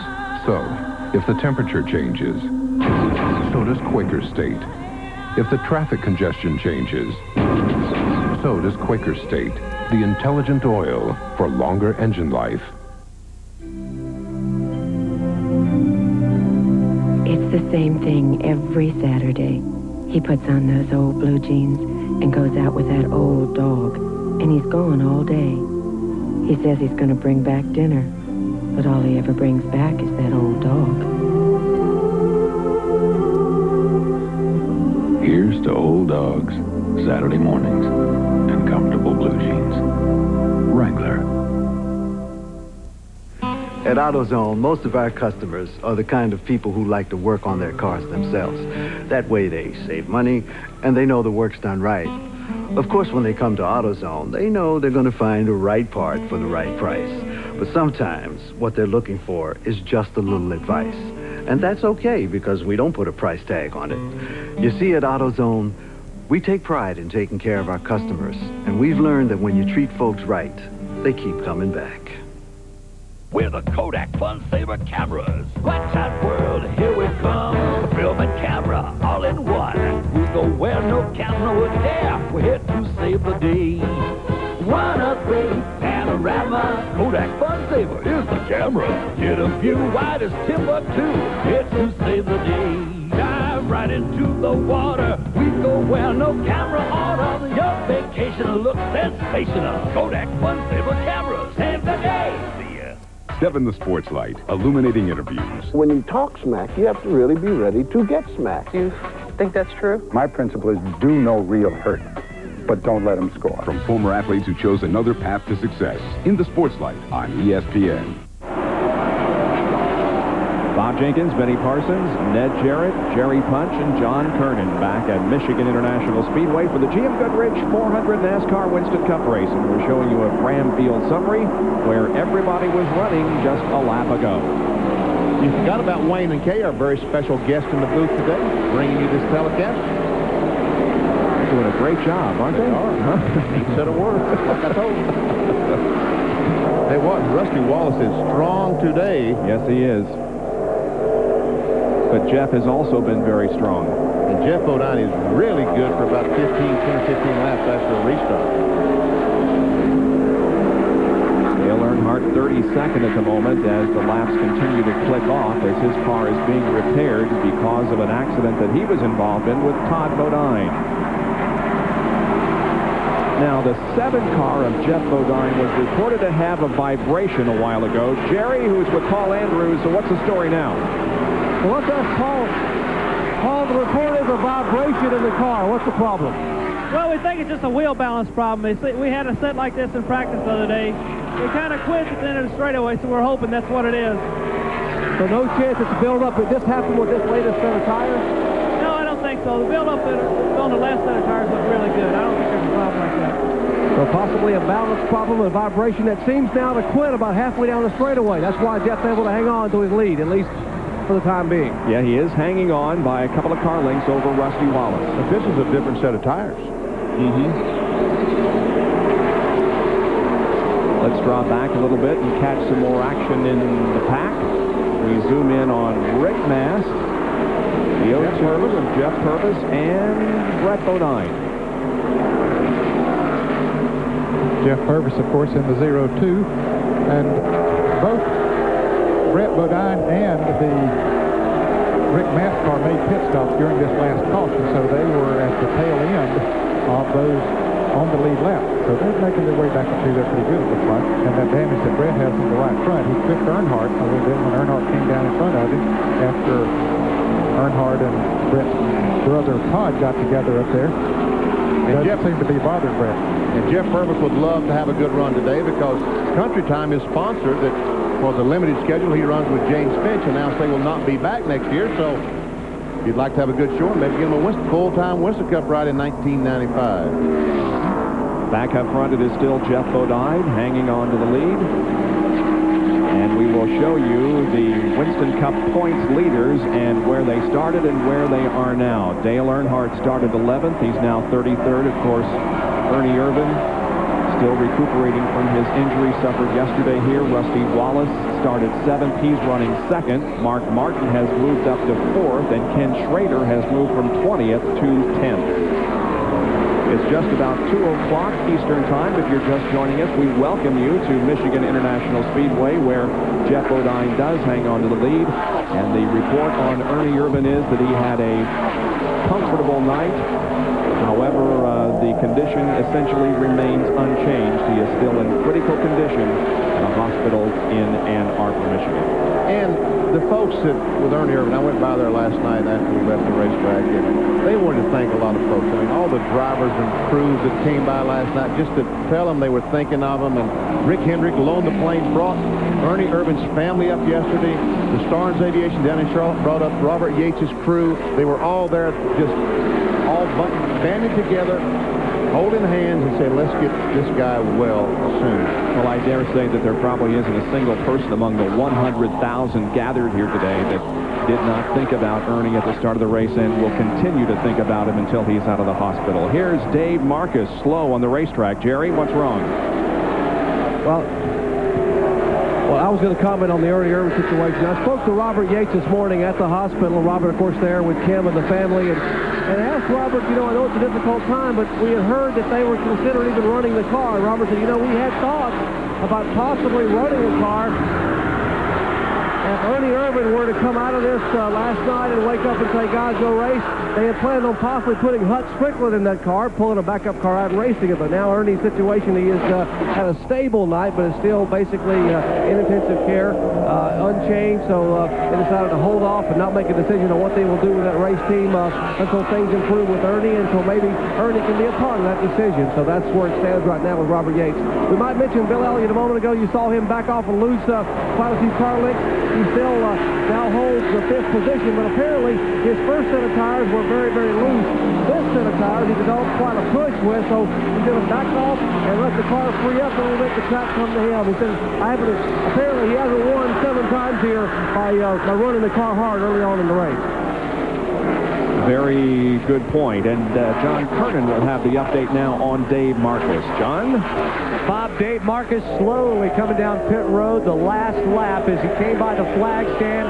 He dropped quickly off the pace. He now makes a hard left-hand turn into the garage area. He radioed in and told his crew an engine problem. Apparently they've broken something in the engine. The oil pressure went to the bottom of the scale. So Dave Marcus' day looks to be over. Well, Paul, we've been talking about those other things you've been seeing on your screen. Some great racing back in the pack there. Those guys have really been going at it. And Kyle finally looks like he's going to be able to get ahead of John Andretti. They've been racing for about 10 laps there, almost side by side. Yeah, that was great. 11th, 12th, 13th, and 14th right here. And some of our reporters are saying they can't fix the 3 car. Uh-oh. Jerry Punch, can they fix it? Benny, unbelievable. You saw all the equipment they had back there in the garage area. We are now being told the frame is bent so badly they cannot fix the car, and they are through for the day. Unbelievable. You talked about the point chase. It's a total scramble right now. Yeah, it sure is. I mean, we know that Ernie will probably not be back this season to gain any more points. We certainly hope he will be, but that apparently is pretty unlikely at this point. And now with Earnhardt out, the interval between Dale and Rusty and Mark and Ken Schrader could very definitely close in here this afternoon. And we'll see Mark Martin just took over that third spot from Jeff Gordon. There's our leader on the left side of the screen. Jeff Gordon's leader, Rusty Wallace is second, and there's third place car, Mark Martin. John Kernan, 13 started on Hoosiers, and currently 4 of them are in the top 11. Well, Loy Allen had been running near the top 10. In fact, I think I had him at about 8th place. This is the tire that came off his right rear. Loy has just been in the pit. You can see we've got a blistering problem. Now, back in June, some of the Hoosier teams also experienced a blistering problem because they were running too high in air pressure. The Hoosier engineers have just come over and looked at this tire to check it out, and you better believe they'll be talking to the rest of the Hoosier teams, but we're seeing some significant blistering here on the right rear tire off of Loy Allen's car. Today's field consisted of 23 Fords, 14 Chevys, 4 Pontiacs, 28 were on the Goodyears, and 13 on Hoosier tires, including the pole sitter and the current leader on Hoosiers, Jeff Bodine.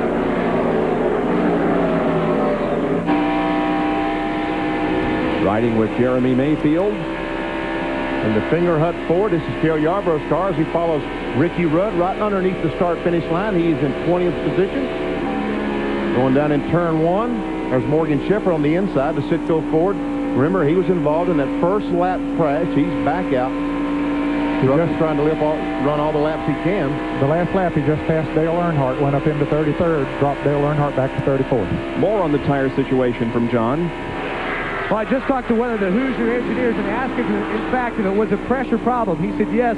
On the last stop, they'd gone to all the Hoosier teams and told them to drop their air pressure. Well, Loy Allen's team did not. They were 5 pounds over the recommended amount, and the Hoosier engineer told me that is the reason that it blistered. That was the same problem they had back in June. You wouldn't think that 5 pounds would have that much of a difference, but apparently it can. We will be back with more live coverage of the GM Goodwrench 400 from Michigan International in a moment. When you cold start your car, metal grinds against metal in your engine. But Slick 50 reduces wear up to 50% for 50,000 miles. So get Slick 50 before it's too late. Slick 50, the world's #1 selling engine treatment.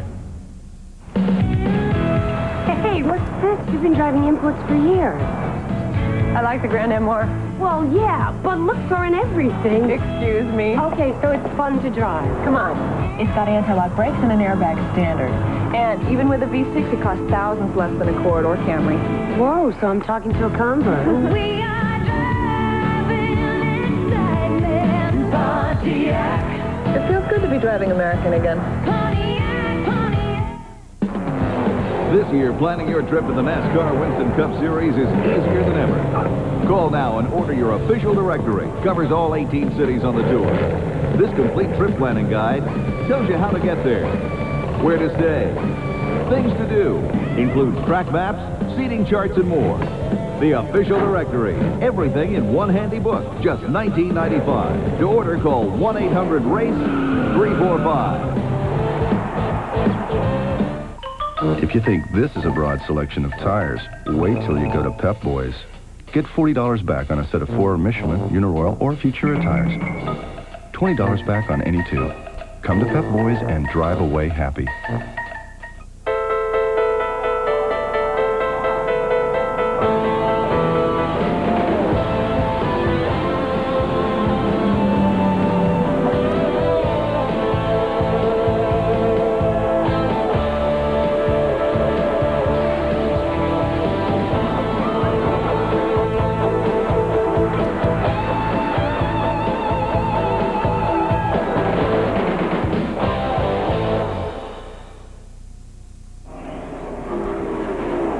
Welcome you back to Michigan International Speedway in the GM Goodwrench 400. There you see the top 15 from Jeff Bodine down to Greg Sachs. Greg Sachs, by the way, is in his 200th NASCAR Winston Cup event here this afternoon, currently in 15th spot.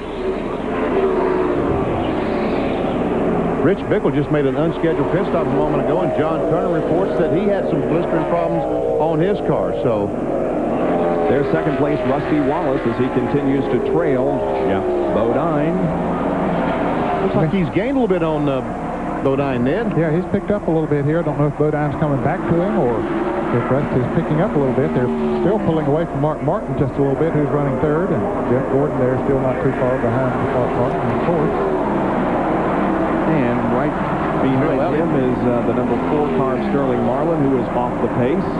Bill Elliott was their 5th place car. There's their 6th place car, Michael Waltrip. Good run for Michael Waltrip. And the Bobby Labonte and Ward Burton. Great run for Ward Burton, the Hardee's Chevrolet. And Kyle Petty. Now, we got to talk about Kyle Petty. Here the guy is in the top 10 and started back last. Man. Well, you mentioned Sterling Marlin, the Daytona 500 winner. He is 7 laps behind. Joe Nemechek just in and out of the pits after making an unscheduled pit stop. And then you mentioned Rich Bickle had been in. He's back in again. Bickle was running in the lead lap before he made his first unscheduled stop, and he's back in again right now. Also, the 41 car, the Meinke car, Joe Nemechek had been in the pits. He lost a lap early with an unscheduled stop. He just had another unscheduled stop. And the number 5 car is pitting. John Kernan, he's headed toward you. Well, Gary DeHart and his crew are waiting for Terry Labonte to pull in. This will be a scheduled pit stop for them, not lap 90. It will be a 4-tire change. I should add that whenever Joe Nemechek was in, he also has Hoosier tires, guys. He didn't have any blisters. And Labonte, the right side's already on. No chassis adjustment. Yes, there is the chassis adjustment. He had been complaining about a loose handling car, minor chassis adjustment on the left rear. Left side's now going on. He's already full of fuel. Terry Labonte is down and away.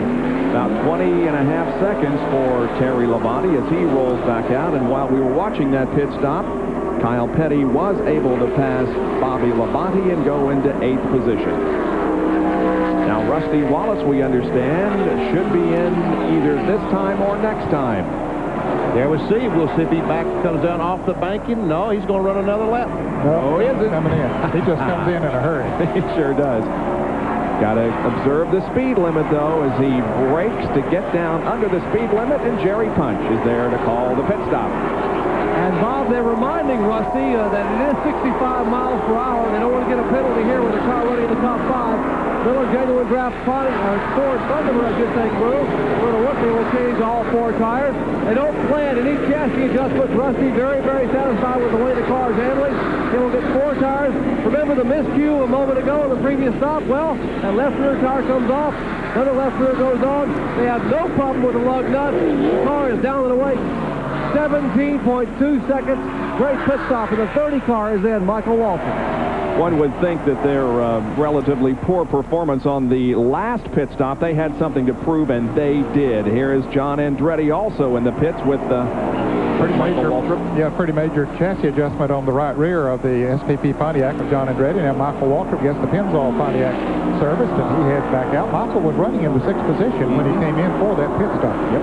And John Andretti is still sitting there. Now he drives away. Meanwhile, Mark Martin running in 2nd spot now. Yep, he's moved up to 2nd behind Jeff Bodine. There's some telemetry. Let's see how fast Mark Martin will run down the straightaway. And then once he changes the tires, we'll see if he picks up some speed. He's accelerating down the front straightaway. 189, that's 90.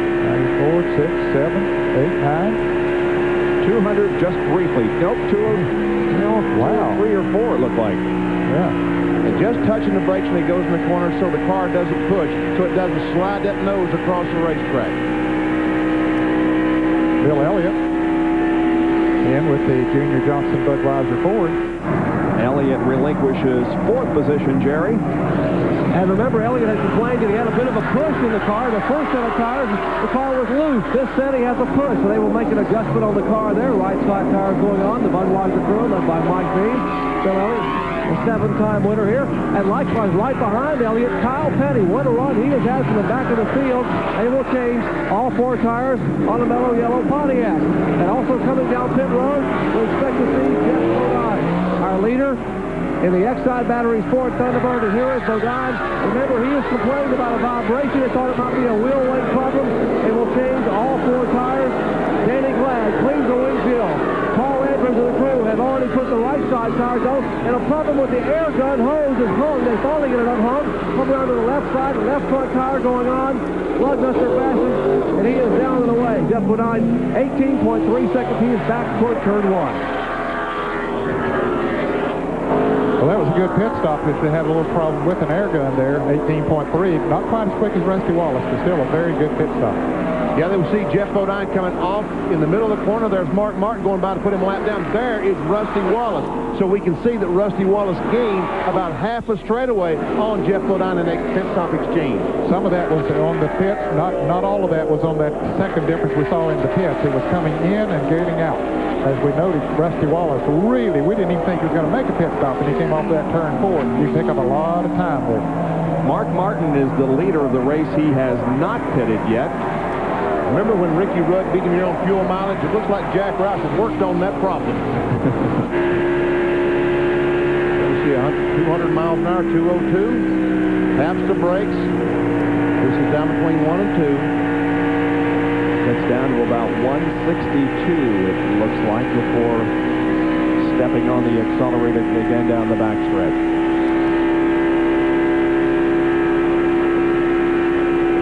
He's going in the pit. You see, he waved to Jeff Bodine, the next car behind him, to tell him, I'm going to make a pit stop, so get ready for me.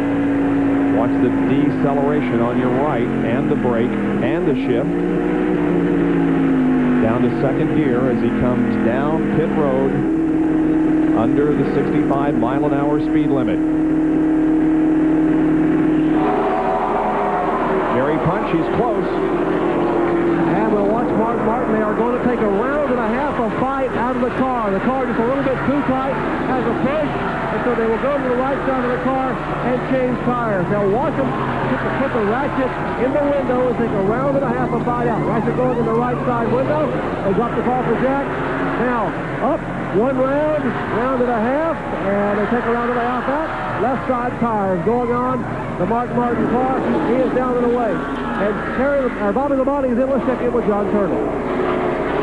Bobby Labonte getting a chassis adjustment on the right side. They take a round to bite out. He's also asked that the crew clean the grill. A lot of buildup of rubber and just junk on the front grill. A 4-tire change from Bobby Labonte. Jeff Gordon comes in. He will get all 4 tires in the Gordon car. Number 24, Ray Evernham and the crew now having changed right side tires. Coming around to the left side of the car. Last time we saw this car, it was going to Victory Lane in the Brickyard 400. Left side tires going on. They finished what does? 18.2 seconds down and away to the park crew. Great pit stop by Jeff Gordon. They call their pit crew the Rainbow Warriors. Where would you get the name Rainbow? I don't know, but that's Booger, you know, the same car that he won Indianapolis with. Yes. So now it looks as if everybody has stopped for their routine maintenance. And we will reach the halfway point at this moment. 100 laps have been completed. Back with more after this. Hey, you know my crew spends hundreds of hours building those 5,000 horsepower motors. I can explode one in 5 seconds. And when that happens, nobody eats. That's why my guys won't run anything but Fram fillers. You know, Fram gets the nasty stuff out of the oil, so I can go to the other end with my candles lit. And you know, that's in about 5 seconds, nearly 300 miles an hour.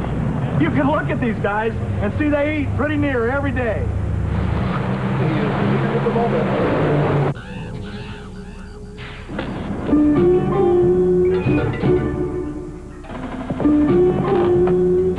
Cold filtered Miller Genuine Draft. The cold ones. For those who've discovered its smooth draft taste. You know, I've been looking for that. The world is a very cool place. So get out of the old and get into the cold. You'd have to live in a cave not to realize the significance of football. Ooh! He steps up to the plate. Wide. A frozen rope right down the pipe. Go long, baby, go long. We got a full plate cook at the left of the face and a right to the jaw. Just inches to go. He could fly all the way. Touchdown! The NFL on ESPN. The Dallas Cowboys take on the New Orleans Saints in preseason play. Thursday night at 8, only on ESPN. Welcome back to Michigan International. The average speed of the race at the halfway point, 122.61 miles an hour. Now, there are some cars that have not pitted in this sequence because they pitted earlier, including in that group Rick Mast, Brett Bodine, Darrell Waltrip, Mike Wallace, and Jimmy Spencer. Now, the 30 car has pitted. The 5 car has pitted. But you know what? I mean, if this thing goes green flag the rest of the way, Rusty Wallace is in trouble. Because he's going to have to stop twice, and right now Rick Mast and a bunch of cars are only going to have to stop one more time. Michael Wallace in trouble because he'll have to stop twice. Now here is Mike Wallace in the Heilig Myers Ford coming in right now. John, are you in that area? Yes, I am. There'll be a 4-tire change. Once again, they'll try and tighten the car up just a little bit loose. For Mike Wallace, he will only need one more pit stop after this to go the rest of the way. Right sides are on, making sure the lug nuts are tight on that right rear. Then they'll make the chassis adjustment. Left side tires going on a slight problem. In 22 is the second stick off. They have a slight problem on the right rear. They finally get him down in a way 26.8 seconds. Brett Bodine is also in. It'll be also a 4-tire change for Brett Bodine. Brett Bodine, of course, with some contact. Rick Mast, the leader we're expecting on pit road momentarily. Right side's already on. Left side's going on as no chassis adjustment yet on Brett Bodine, but it looked like a pretty decent stop. And now Rick Mast slowing down to come on to make his entrance on pit road. Second gear, about 4,800 RPM at 65 miles an hour. Remember, Mast's crew a few pit stops ago had that problem with a broken air wrench. Now they're going to try and make up for it. They'll also try to tighten up the car a little bit with a chassis adjustment on the right rear. Right side tires going on. Rick using the Hoosier tires. They do not appear to have any blisters at all. They look just fine. Right's already on. Kevin Hamlin pulls the left front tire off. They will go with scuffed tires. The left's going on right now. Rick Mast waiting. He is down and away. He will need just one more pit stop to finish the race. Just shy of 20 seconds, and now Darrell Waltrip picks up the lead of the race as this is the 28th event here at Michigan International that he has led. Jerry, what's the story down there? Well, Bob Newton and the Hoosier engineers were very, very anxious to see the tires that came off the car number 7 of Jeff Bodine. They looked at them, and apparently Bodine, Paul Andrews, Danny Glad listened to the Hoosier engineers and lowered the air pressure, particularly in the right front. They lowered it about 5 pounds on the right side and about 3 pounds on the left side. The tires that came off the 7 car were perfect. There were no blisters. There was not that much wear significantly and not a lot of heat in the car. So apparently the Hoosier tires, at least on the car number 7, are running awfully well as Bodine has just made a pass. Yeah, very well. He went to the inside of Rusty and passed him with no problem. Right now, Jimmy Spencer, the McDonald's car, is leading the race. This is the race for second spot, and Jeff Bodine currently has it. There's our leader, Jimmy Spencer. John Andretti a lap down to Jimmy Spencer. But Spencer is out of sequence on the pit stops. As a matter of fact, the second and third place cars are coming up on him. There's Jeff Bodine and Rusty Wallace coming into the picture, so they could take the lead even before he makes his pit stop. So he's going to be lucky to stay in the lead lap once he makes his pit stop. Well, you got to think he is in a lot of pain driving with that broken shoulder. He started 41st. He is the current leader, and in fact, he has led the last 3 laps, but he has to be in a great deal of pain with that broken shoulder that he suffered at Indianapolis. Here's John Andretti, though, moving to the inside of him. Well, of course, he has fresher tires, and here comes Jeff Bodine going to try to move on the inside of John Andretti. Couldn't quite do it that time. Well, maybe he can. As they head on into turn 1, and that would put John Andretti a lap down. He's in 21st, Ned. He got his lap back from Spencer, and while he did that, he was put a lap down by Jeff Bodine. Michael Walker talked to me. raced with a broken shoulder here at Michigan in June. He told me that with his arm on the steering wheel, resting on the steering wheel, it's not that painful. The biggest problem is shifting the car. And that, of course, is why he could not, under any circumstances, compete at Watkins Glen last week. Exactly. The number of shifts you have to do per lap there. Now Spencer comes in. Loy Allen is right behind him. And Morgan Shepherd is right behind Loy. Jimmy Spencer is pitted way up toward turn 4 in the first pit stall. As Loy Allen comes down the pit, this is an unscheduled stop for Loy Allen because he stopped just a moment ago. He was in about, what, 20 laps ago or so? 20, 25 laps ago. There's Morgan Shepherd minus the nose of his car as Jimmy Spencer leaves. Morgan has moved up to 32nd position. He's picked up about 5 positions by going back out there, and that's 3 points every time he picked up a position. And Morgan was, 7th in the points coming into this race, so that's helped him a little bit. As a matter of fact, Ned, one of the early graphics we ran showed Morgan Shepherd in 41st position. I don't know how that he would graduate with last place on that crash down. As a result of starting behind all those other cars that were involved in the wreck. And here's a battle for position as Mark Martin goes to 3rd around Jeff Gordon.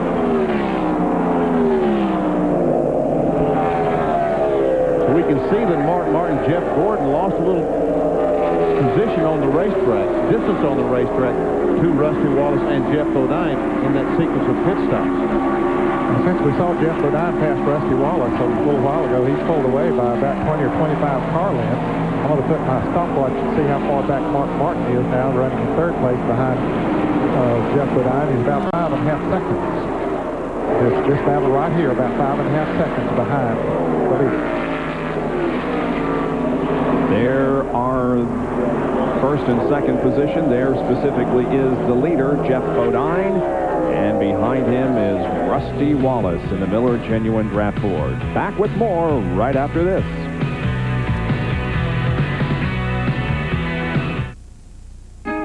Hard charging parts, smooth riding parts, big blocking and knocking and locking parts.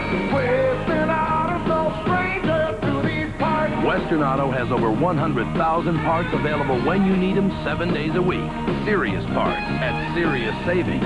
Hey, we know what you want. Haviland Formula Free Motor Oil. Low price plus a $2.40 rebate. Add more life to your car with Haviland. Western Auto's no stranger to these parts. Who knows more about hearing aids than the factory? At EarTech, we are the manufacturers. We're able to offer the lowest prices, superior quality, and the personalized service you deserve. With EarTech, you can be tested, prescribe the appropriate hearing aid, have it custom built, fitted, and serviced all at one location. Furthermore, we repair all hearing aids. Visit us and take advantage of the best technology with a personal touch. EarTech Hearing Aids. Call or visit us and hear the difference. And there's so much to enjoy. You see 2 guys digging so deep inside themselves that they push you to a new level. The Volvo International today at 5 on ESPN.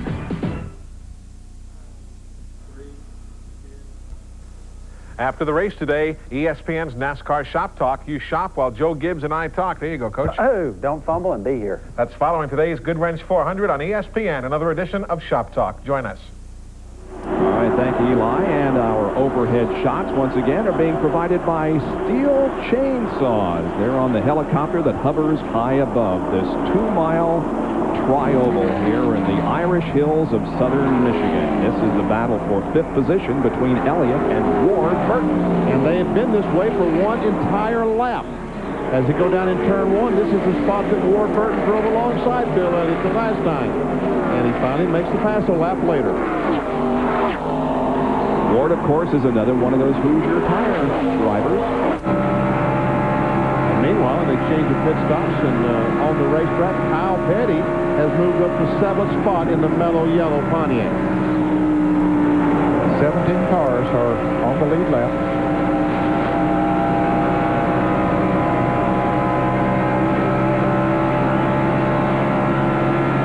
While we have the opportunity, hopefully we won't have any more cautions during the rest of the race, and we will not see Elmo Langley in the pace car, but we would like to wish Elmo a happy birthday. His 65th birthday. I thought you were supposed to retire at age 65. Congressman, don't rush it, Elmo. the Budweiser Ford showing us some telemetry here. Let's see, if these turns up around 200 miles an hour, no. That was up the backstretch. Let's try it down the front straightaway and see if he runs any faster. Tri-Oval seems to be the fastest part of the racetrack. Yes, it does.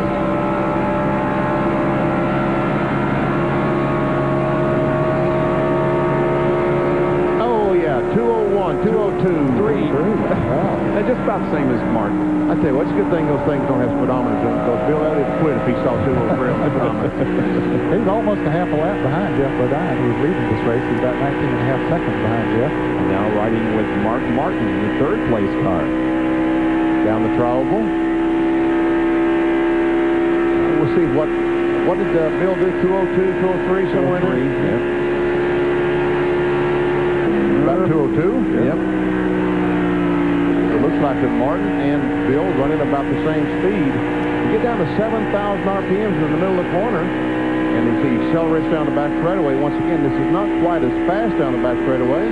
We can see he still turns 83, 4, 5. Man, a lot of RPM. Just touching the brakes. Once again, to make sure that the nose doesn't slide across the racetrack. Use the brakes to slow the car just a tick so they can turn it and get it going the other direction.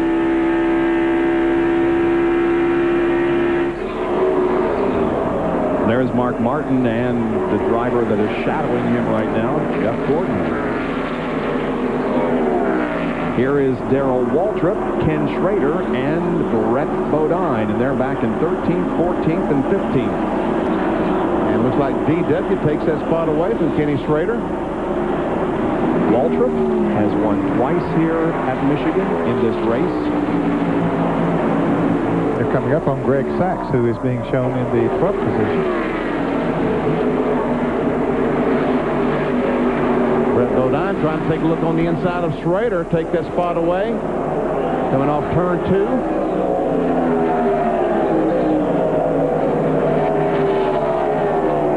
Better get on the horses because the leader is only about a straightaway behind them. And there we see the 8-car, Jeff Burton, slow on the inside, so Brett Bodine had to back up and fall behind Kenny Schrader. He's been black flagged, by the way. There were pieces that were not attached as securely as NASCAR wanted, and so Jeff Burton is coming into the pits. And there is Jeff Bodine. Ricky Rudd is not too far. We saw just a glimpse of the tied Ford in front of Jeff Bodine. That would be the next car to be lapped. Yep, Ricky Rudd is running 16th at the moment. The last car on the lead lap. Brett and Schrader having a good battle, but Schrader on the high side has the better line, but now Brett will battle back. Brett just cannot get in the corner, doesn't feel comfortable driving in the corner on the inside of someone. He tries to come off the corner faster than Schrader, and maybe, come on, Brett, move up. I'm not his spotter, so he didn't hear me. Now he's got him cleared, or does he? Well, if you'll just move up the hill.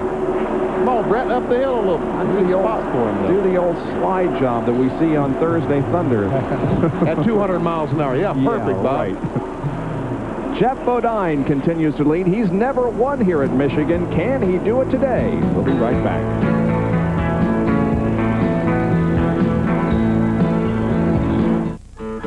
You want to know the secret to choosing a motor oil? You wait till the sun goes down. You take a ride to your local garage and then get a real close look at what the mechanic puts into his own car. Fact is, more top mechanics in America choose Valvoline over any other brand. Valvoline can help keep cars on the road for 100, 200, 300,000 miles and more. So before you buy a motor oil for your car, know the one more top mechanics put into theirs. People who know use Valvoline. So, where's the boss today? Picked up his new car. What'd he get? The BMW? The Lexus? Neither. He got the Bonneville. Really? Said it had anti-lock brakes, leather, dual airbags. Said with all that and the way it drives, he couldn't see spending 10 to 20 grand more. He likes bargains. He likes cars. Every day, we all find a way. A promise made.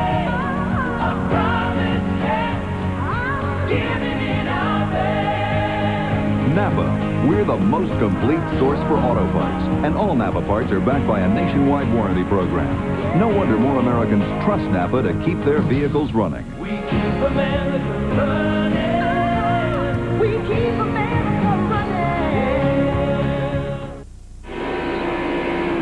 running. Stock car racing this afternoon. IndyCar racing tonight at 9 o'clock Eastern Time from New Hampshire International Speedway, the Slick 50 200. Join us tonight here on ESPN for IndyCar racing on the 1 Mile Oval in New Hampshire. This is on top of Jeremy Mayfield's car. It looks like the hood's doing the heebie-jeebies or whatever you call that. Look at that thing waving down the... That's a good word, Benny. Heebie-jeebies. It's a very friendly hood. As it goes in the corner, it smooths out. As it accelerates down the straightaway, we'll see that starts going up and down again. That's what it should look like. That's from Ted Musgrave's car. Well, Schrader and Bodine are still going at it, and Rick and Greg Sachs is right there, too. But yeah, they got around Greg. He was in front of him last time we watched this battle. See, Schrader knows how to do that slide job that you're talking about. Yeah, well, because he used to run Sprints and Midgets. And I'm sure Brett has done a few in his modified days also. And Ricky Rudd in the tied Ford just went a lap down for our leader, Jeff Bodine. So now, Benny, there are 15 cars on the lead lap, and Sachs that we just saw is the last car on the lead lap. Here's our Busch Beer race recap. Jeff Bodine led 91 of the first 122 laps. We've had 8 leaders and 10 lead changes. 3 caution periods has reduced the average speed of 132.106. Those drivers have picked up 5 bonus points for leading the event. Jeff Bodine has led the most laps so far. Darrell Waltrip has also led a lap. And out of the race, the list will be quite lengthy because of accidents. And they include Dale Earnhardt, who crashed with Todd Bodine up in turn number 3. Dave Marcus with an engine problem. There we see Greg Sachs, the 77 car of the U.S. Air Force, just went a lap down. As a matter of fact, Ricky Rudd went by him to take that position away.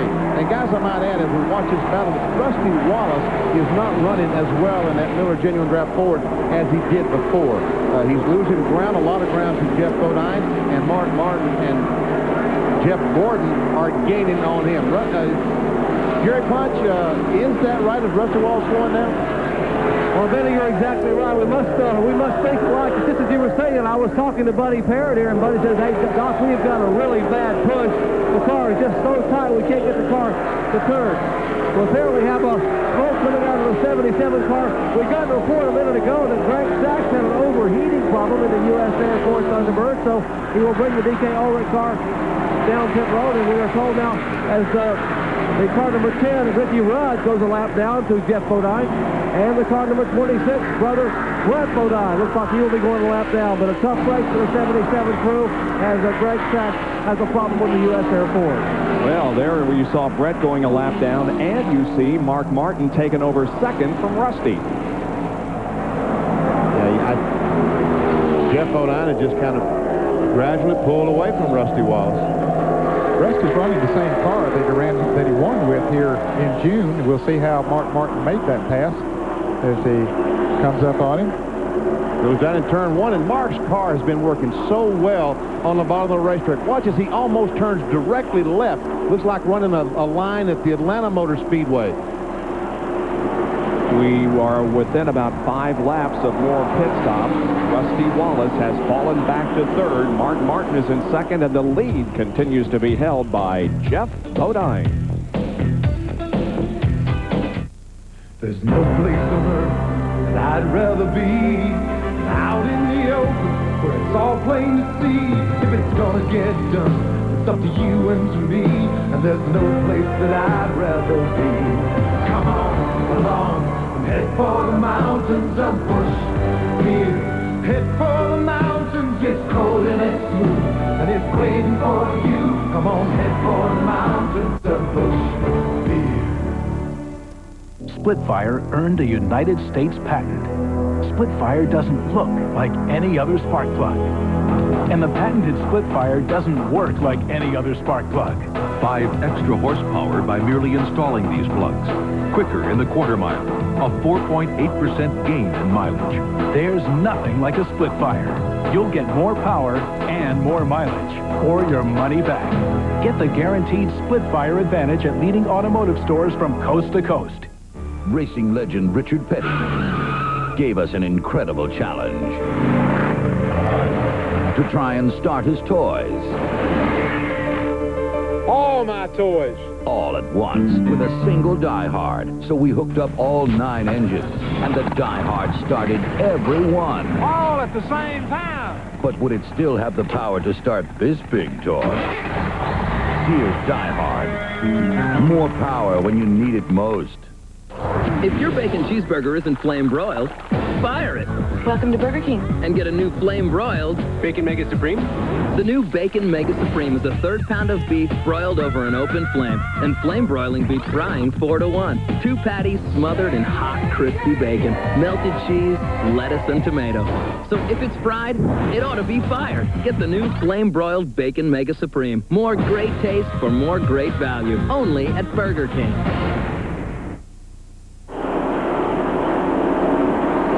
The Irish Hills of southern Michigan and Michigan International Speedway will pop in the top 15 for you here.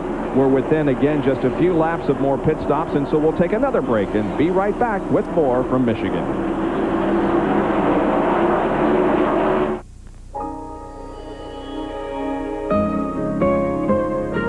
It's only natural that children look to their parents for answers. So to help you explain why some things that may be fine for adults aren't right for children, Anheuser-Busch offers Family Talk, free advice from professionals to use with your kids while they're still learning to be grown up. And their favorite teacher is you. Let's stop underage drinking before it starts. Now, when you buy a case of quality Valvoline motor oil, you can send away for a Valvoline hat. Honey, I'm going out. Okay. And become a member of the Valvoline Performance Team. Join the Valvoline Performance Team, and you'll feel like you're right in the middle of the action. So buy a case and get a hat, plus great deals on Valvoline racing gear and a lot more. Honey, where have you been? Just out for a little spin. People who know use Valvoline. Pontiac believes safety is so important to the modern high-performance sports car. We've equipped all our new Firebirds with standard driver and passenger airbags, standard anti-lock brakes, and safety cage construction, a combination of safety technologies rare on any sports car at any price, let alone one starting at under $15,000. Introducing the new Firebird. ESPN Speed World today at Brooklyn, Michigan. Michigan International Speedway, the GM Goodwrench 400. And there is the battle for 3rd position. Jeff Gordon has taken over 3rd from Rusty. Yeah, Rusty continues to just drop back a little bit. And Ward Burton has been in the pits, an unscheduled stop. He was running 8th before he came in. Jerry Punch, what's wrong? And actually, Ned, he was only about 2 laps away from the scheduled pit stop, running in the top 10. But when he came down pit road, the engine was not running. And they changed all 4 tires. They have raised the hood, and now one of the crew members is yelling, I think we may have burned a piston. Wouldn't that be a tough break after a great run for the Hardy Chevrolet? A couple of cars now beginning to make an entry on the pit road. The 43 car of John Andretti, the SCP Pontiac. On the left side of the Andretti car, Richard Petty's crew. And the car number 30, that's Michael Waltrip. You can see the Andretti car now leaving after their pit stop. They have changed right side tires on the Pennzoil Pontiac. The Chuck Ryder Bahari Racing Team now changing left side tires, cleaning the windshield. And Michael Waltrip is down and away. The 98 car making an entry on the pit road. We are told that the hood is flapping on the car number 98, the Jeremy Mayfield car. So they'll have to pay some attention to that problem with the hood apparently loose. NASCAR has warned them, and it's a tough break for Ward Burton as they push the Hardy Chevrolet behind the wall. Hey, boys, our in-car camera got poor old Jeremy in trouble. I'm afraid you're right. Because the NASCAR officials saw that hood flapping like that and said, uh-oh, we better make this boy make that hood a little bit more stationary. By the way, Michael Waltrip was the first of those in the lead lap to come in. Of course, Ward Burton was, but he is behind the wall. But Michael Waltrip has made the first pit stop of those on the lead lap, and Bodine and Schrader are still at it, while Kyle Petty, another driver on the lead lap, comes in. He was 7th, Jerry. And as you said, Bob, great run from Kyle Petty at the starting shotgun on the field by taking a provisional starting spot. He smokes the tires and he jams the brake zone coming down at 65 miles per hour. Right side tires going on the mellow yellow Pontiac. They clean the windshield, cruise camper to the left side, making sure they get it plenty full of fuel. A little bit of problem getting the jacket under the car, and they finally get the car jacked up. Left front, left rear on, and Kyle jams it back in gear and smokes it as he's leaving 17.8 seconds. That was a good stop for Kyle. You know, although he's down in 16th position in the point standings, he isn't all that far away from the top 10. Here is Bill Elliott, and Jerry, can you see this stop? Indeed we can, Bob, and we'll see if Mike Beam and the crew will go out. We would expect to see most of the crews here change 4 tires. They may make a slight smaller adjustment on Bill Elliott's car. They said the car had been loose, then tight, and now loose again. So they have problems with the jack on the right side. They finally get the car jacked up enough and get the right side tires off. Now, right side tires are on. They move around to the left side. That miscue there may have cost them a couple of seconds. The car is now full of fuel. They get the tires on, drop the jack, and 26.2 seconds as car number 5 makes an entry on the pit road, and John Curtin is standing by for Terry Labonte's pit stop. John?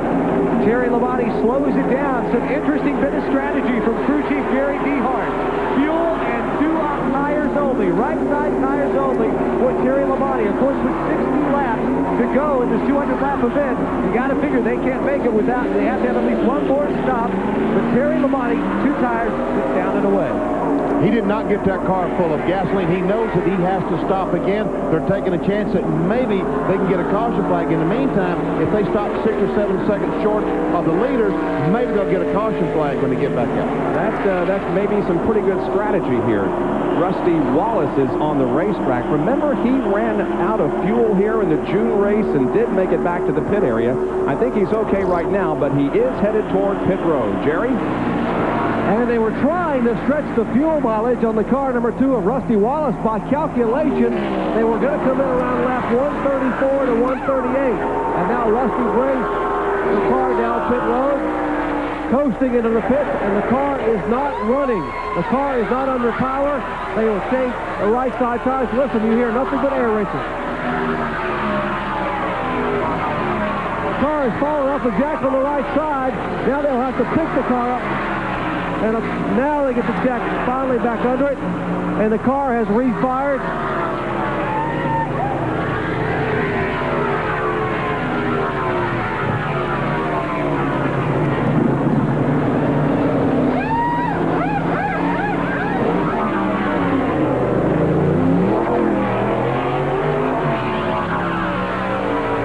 There's something wrong with that car. There's something bad wrong with Rusty Wallace Miller Jr. Draft Pontiac. And meanwhile, they're going to push it. There he finally gets the car going.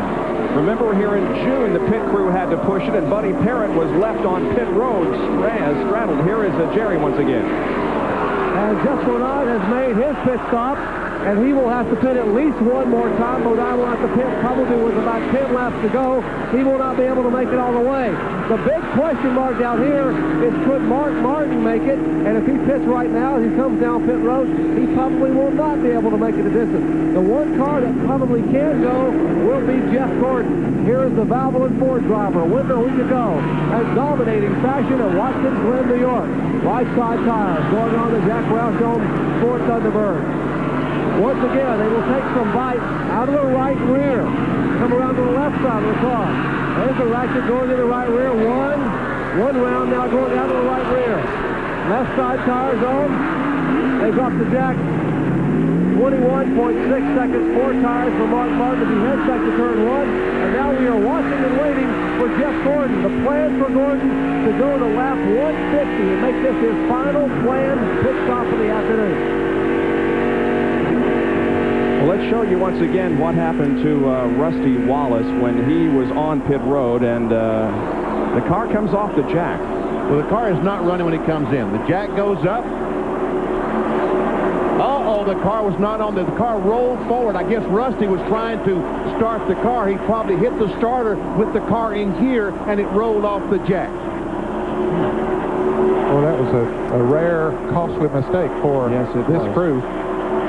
He is still in the lead lap with Jeff Bodine.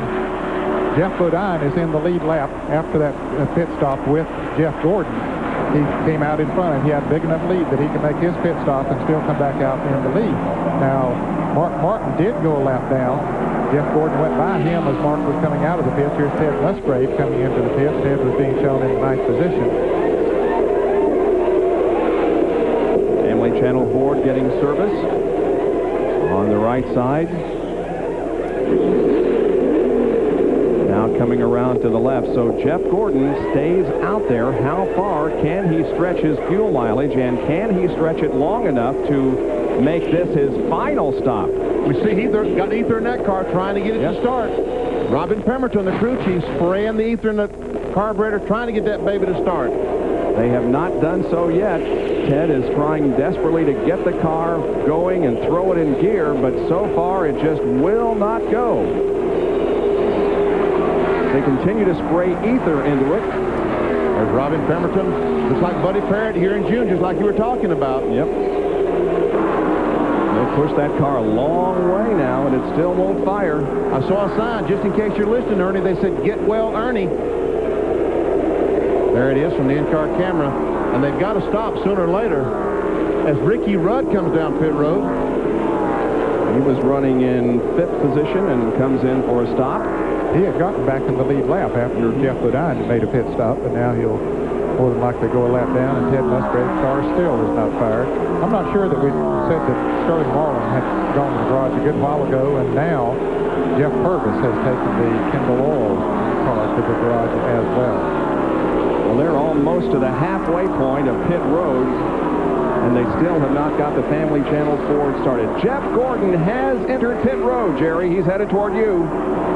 And they were going to try to make it to lap 150, Bob, but the calculations, Ray Evernham just didn't feel comfortable, he said, with trying to make it, trying to push their luck. So they're going to come in about 2 laps earlier than expected.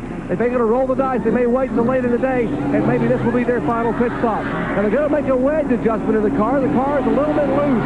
It will change all 4 tires, clean the windshield, fill it full of fuel, and there in the right rear, they're going to take a round away out of the car, so try to tighten the car up a little bit. Left side tire is on, and he is down and away.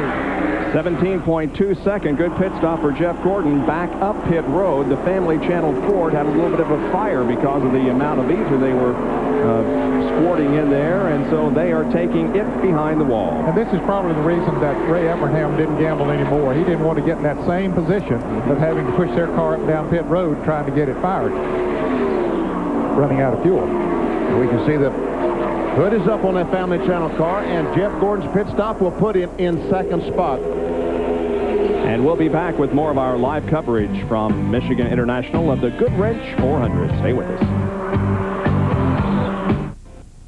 Attention Southwest Florida, this Friday through Sunday, it's the biggest 94 clearance sale this year. It's the Summer Sell-Down Sale at the Manatee Civic Center with over 1,000 cars and trucks. Chryslers, Fords, Toyotas, Plymouths, Jeeps, Suzuki's, and Eagles. With rebates as high as $3,000 and financing as low as 2.9. Plus, register to win $1,000 this weekend. The biggest sale of the year, the Summer Sell-Down. Manatee Civic Center, be there.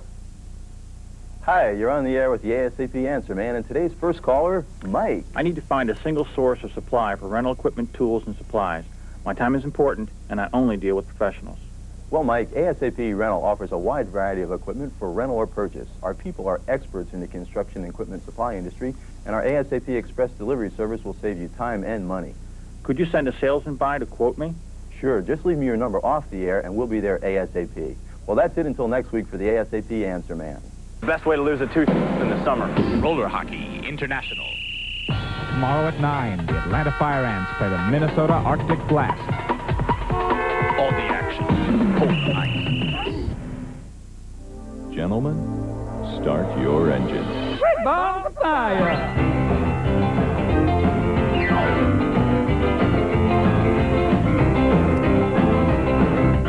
This segment rattled my brain. Much love drives a man insane. You broke my will, what a thrill. Living this race is great balls of fire. You could win a trip to the Fast Track Driving School with Bosch Platinum Plugs. Welcome back to Michigan International. For a moment, Rick Mast in the number 1 car picked up the lead. However, he has come in for a pit stop, and now everybody has been on pit road, and so Jeff Bodine goes back to the front. Yeah, excepting Darrell Waltrip hasn't stopped yet. Darrell's being shown up in second place, but Jeff Bodine is ahead of him even after having made his pit stop. They should Bill Elliott about to go a lap down to Jeff Bodine. He is 12th, and indeed, Jeff does put him a lap down. That long pit stop he had, which cost him an extra 8 or 9 seconds, has cost him a lap on the racetrack. Michael Waltrip is a lap down, so is Ricky Rudd. Now here's Jeff Bodine, Brett Bodine is in the pits right now. He might be able to go the rest of the way. He was being shown in 5th before he came into the pits. And with 48 laps to go, he might be able to make it the rest of the way. And they just changed right side tires, didn't they? No, I think they put left on it also. Did they? I think so. I might be wrong. Anyway, we'll check his progress. Yeah, don't go away, because this thing could be very interesting in terms of fuel mileage. The 31 car is going behind the wall as the 17 of Waltrip is in, and service completed on that Western Auto Chevrolet, and he's underway again. And I'm told by our spotters that Brett Bodine did, in fact, put 4 tires on that automobile. I thought he might be gambling. The 2 tires are not the case. Now, Darrell Waltrip can make it the rest of the way. But he's so far down, I'm not sure he can still win the race if he does. Because Jeff Bodine, Mark Martin, those cars will only go in for a splash of fuel.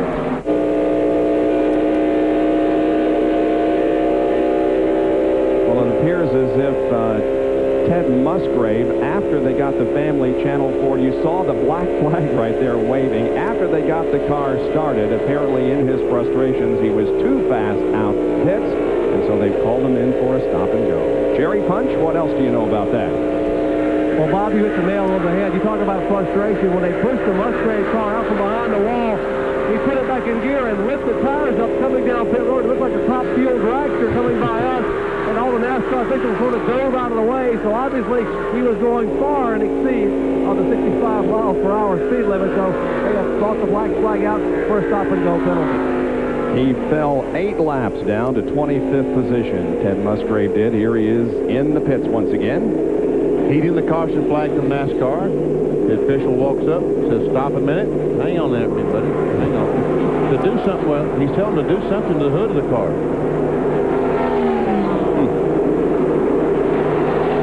There's something wrong out of the... There was a fire under there a while ago. That's why he went behind the wall when they couldn't get it started. The official was making them raise the hood.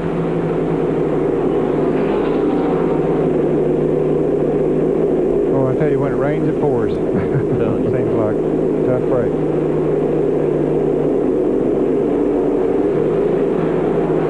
Okay, after all that round of pit stops, well, they work on Ted Musgrave's car. We got 8 cars now in the lead lap. There's Jeff Bodine, Jeff Gordon, Mark Martin, Rick Mast, and Rusty Wallace, Kyle Petty, the Terry Labonte car, and the Bobby Labonte car. And there's how points would be awarded if the race were to end now.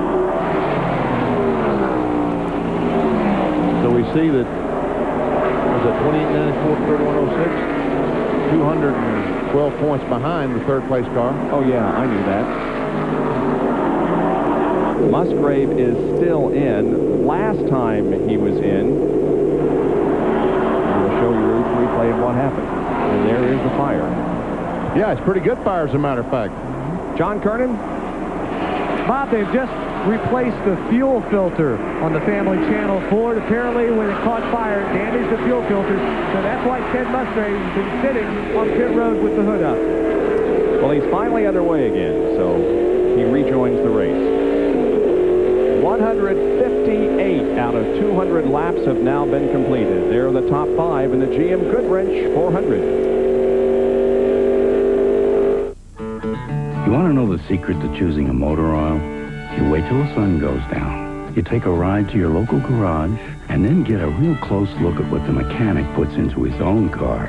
Fact is, more top mechanics in America choose Valvoline over any other brand. Valvoline can help keep cars on the road for 100, 200, 300,000 miles and more. So before you buy a motor oil for your car, know the one more top mechanics put into theirs. People who know use Valvoline. Well, the battery's good, and starter's brand new, so I figure it's got to be the alternator, right? I go into the AutoZone, get a new one. Well, this guy says, well, let's check the old one first.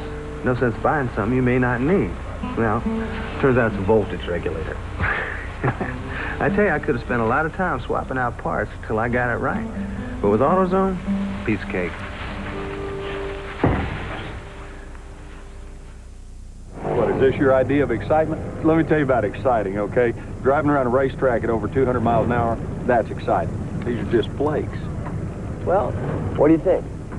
These are really good. They're crispy, too. Really? Yeah, they're mighty good even with nothing on them. What are they? Hey, Charlie. Yeah. Kellogg's Corn Flakes? How could I be so dumb? You got 500 miles to think about it. Kellogg's is proud to sponsor NASCAR champion Terry Labonte. In our business, there's no timeout, and there's no rest.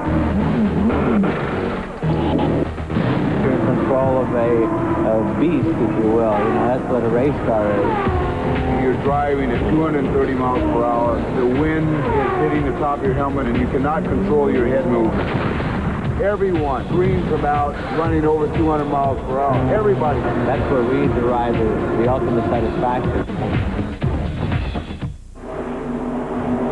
And don't forget, you can see the Detroit Gasket 200 Busch Grand National race, which was rain delayed and finally held late yesterday afternoon, tomorrow at 3 o'clock Eastern Time. 3 o'clock in the afternoon tomorrow for the Detroit Gasket 200. Here's a Fram Field summary for you with where your favorite driver was running last time around, and you can see that there are 8 cars on the lead lap. Jimmy Spencer in for a pit stop in McDonald Ford, and of those 8 cars, as we watch the rest of this rundown, we see Jeff Bodine coming up on the Labonte brothers, who are running 7th and 8th. Bobby has passed Terry and has moved up into 7th position, but they're about to go a lap down. We saw Terry Labonte in his pit stop change 2 tires and put some fuel in the car, trying to stay in the lead lap. And caution better fell in a hurry, or that strategy's not going to work. Yeah, I think those 2 tires are hurting him right now. Then he needs the benefit of those newer tires on the left side as well. See his car slipping up a little bit as he comes off the turn. Yeah, you're right. He needs the caution right now, or it's not going to work.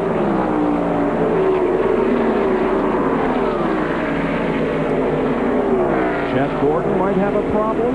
Yes, he's moved over. There goes Mark Martin for that 2nd spot and takes it. Jerry, what's the problem with Jeff? Apparently, it's an engine problem in the car number 24. Ray Evernham just told me that apparently the engine is tightening up and going away, getting weaker and weaker. Jeffrey just radioed a couple of minutes ago.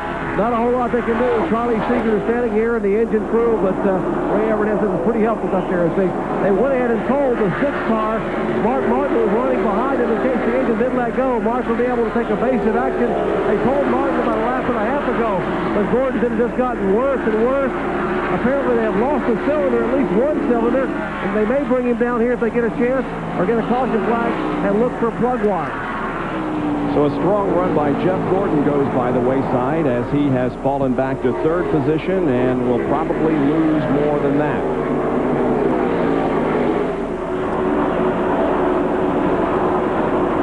Now we see Jeff Gordon with his problems. He has a pretty good lead on Rick Mast, who is currently being shown in the 4th position. Rusty Wallace is 5th after his long pit stop. And there we see our leader, Jeff Bodine. He's still following Terry Labonte. Now, he outruns Labonte through the corners, but he's having trouble keeping up down the straightaway. Could Jeff Bodine have a problem? We can see just how much faster he is down the straightaway in the corners, but once they get on the straightaway, he has trouble keeping up with that 5 car. Then he's trying to put Terry a lap down here, and the other Labonte, Bobby, is just ahead of Terry. Now, Jeff Bodine goes to the inside. I run off of that turn, but not enough, I don't believe. As Terry gets pretty close to the wall out there, Terry Labonte's running in 8th position. But see how much he stayed right in that high line. He keeps that momentum up and is able to just shoot down that straightaway. Jeff Bodine once again gets a good run off the corner. He may have it. May have it this time. John Kern, what can you tell us? Well, for about the second half of the race, Benny Parsons, Terry Labonte has complained about a skip in the engine. They think it's a problem with the carburetor.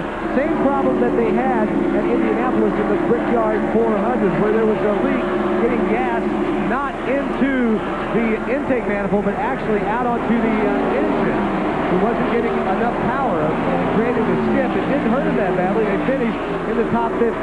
Right here, the car seems to be running all right, but in the corners, he just has a little bit of a skip in the engine, a little bit of a miss. You know one thing, he may have a skip in the middle of the corner, but he certainly was having a lot of success at staying in front of that 7 car down the straightaway. Yeah, he was doing well on the straightaway. Now there's 7 cars on the lead lap, and the interval between 1st and 5th is 35.3 seconds, as Jeff has an almost 11.5-second lead on Martin, then a 32-second lead on Rick Mast.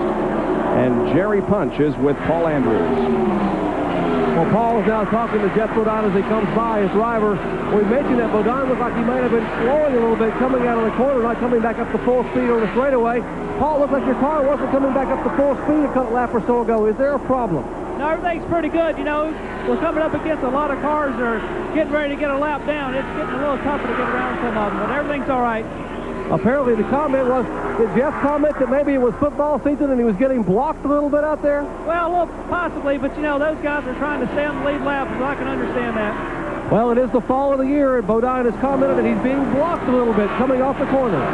Well, he's in clear traffic now. Here's Bobby Labonte just ahead of him, and I assume that Terry was blocking for Bobby. Is that the idea? Well, I mean, he has caught Bobby Labonte with ease, so evidently the car is running okay. Terry was blocking for himself, trying to stay in the lead lap. Yeah. Right. And once again, we can see just how much faster to the corner that Jeff Bodine is, but these cars get in front of him, and he can't run through the corner wide open. Then he does have trouble catching him down the straightaway. Labonte is just ahead of Bodine. Oh, something has apparently come off of one of the cars and gone into the crowd. Is that what we're hearing? Oh, we see a lot of people. There's a lot of commotion down there at the end of pit road. Yeah, that's on the inside of the racetracks. Yeah. There's seats that view the pits on the front straightaway here. Yellow flag is out. That'll be a break for Bobby Labonte if he can beat Jeff Bodine back to the line. It looks like that Jeremy Mayfield's hood has come off. Remember, it was flapping earlier, and Benny talked about it, and now it has come off. As we watch that, let me tell you that Bobby Labonte looks like he is going to beat Jeff Bodine back to the line.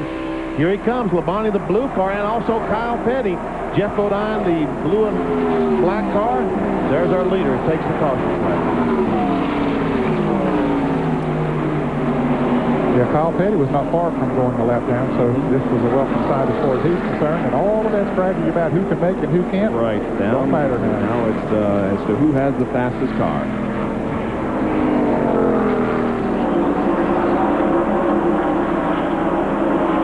Tough break for Darrell Walter because he could make it the rest of the way. Now he's a lap down. Jeff has led 130 of the first 170 laps. He will pick up the 5 bonus points for leading the most. Now watch the hood fly off of this car. Oh my goodness. There it goes. Where does it go? Up in the air like a kite. Oh yeah, it's sailing across the infield, the grassy section of the infield in front of the pit area, and here it is.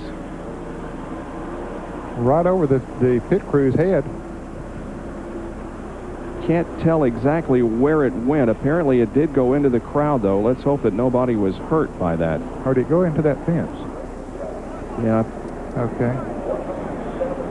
Somewhere in that crowd. Well, all those people realize the camera's pointed that way. They're all waving, so... Well, I hope that means that everybody's okay down there. So do I. Here comes Jeff Bodine, Mark Martin down pit road to make their pit stop. Those on the lead lap able to come in now. Jeff Gordon comes in, so does Rick Mast, Rusty Wallace, Kyle Petty, and Bobby Labonte. Here's Jerry.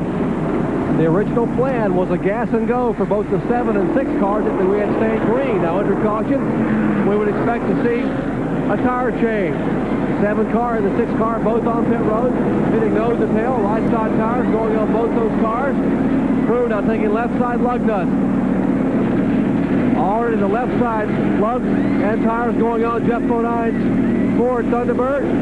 Bodine is down and away. Wallace left side. His tires are on. Here is the car number 6 of Martin is down and away. And Rusty Wallace is firmly down and away. He will be followed down pit road by Rick Mast. So Rusty has the slowest pit stop of those 3, and as they come down pit road, I think Kyle beat him out. Kyle Petty came out in, 3rd place? He came in 7th place, or 6th place, so he had a tremendous pit stop. We are under caution here at Michigan, and the last pit stops have apparently occurred. Back with more right after this. And Dale Earnhardt takes the checkered flag. You know, I've won the NASCAR championship 6 times. I built my life around the automobile, and I know when I see a winning combination.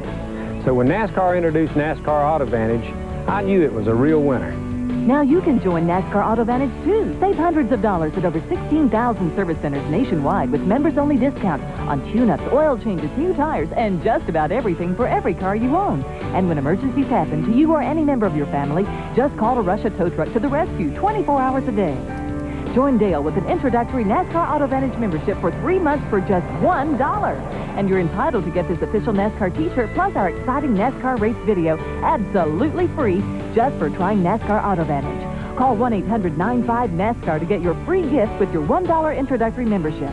That $1 can be charged through your MasterCard or Visa. So have one ready when you call 1-800-95-NASCAR. You want to be champions? Then play like champions. You gotta be relentless. You gotta be clever. You've got speed. Use it.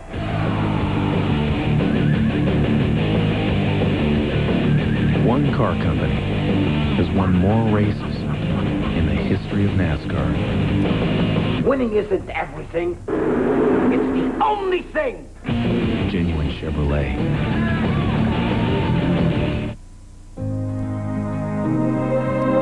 Childhood is a magical time. A time of wonder and surprises, laughter and dreams. At Anheuser-Busch, we believe every child should experience it all. That's why we support the Muscular Dystrophy Association. Because there's nothing better than helping kids just be kids. The Anheuser-Busch Companies, glad to be your neighbor, proud to be your friend. After the race today, ESPN's NASCAR Shop Talk. You shop while Joe Gibbs and I talk. There you go, Coach. Oh, don't fumble and be here. That's following today's Goodwrench 400 on ESPN, another edition of Shop Talk. Join us.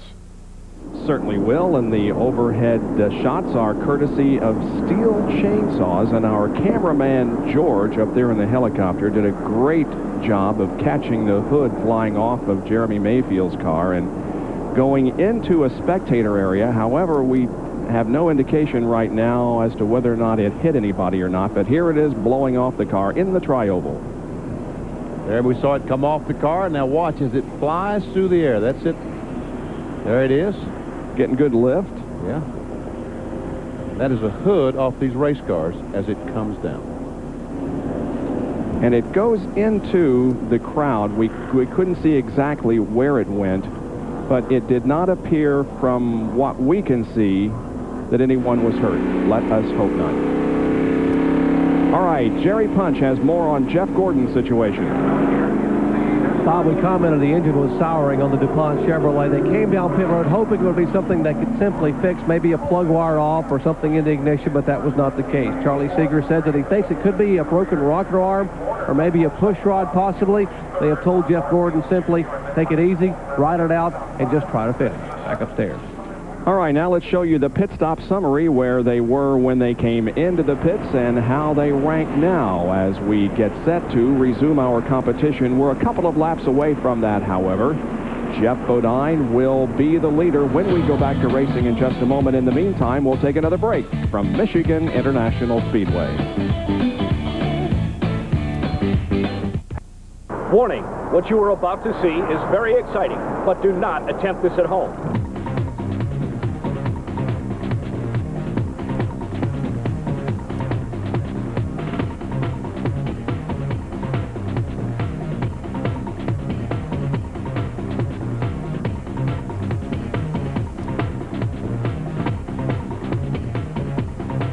Remember, do not attempt this at home, only at Pirates Cove. Like you, race drivers want their cars to look good, but they don't always stay that way. That's why there are assurance of quality collision repair centers, where paint work is done by certified professionals using DuPont paint systems, backed by a written warranty. By the way, how's your driving? Oh, no. Time for you to look for the assurance of quality sign, where quality and satisfaction are guaranteed. Call DuPont for the assurance of quality shop near you. This is NASCAR Shop Talk. You shop while Joe Gibbs and I talk. There you go, Coach. Oh, don't fumble and be here. That's following today's Goodwrench 400 on ESPN, another edition of Shop Talk. Join us.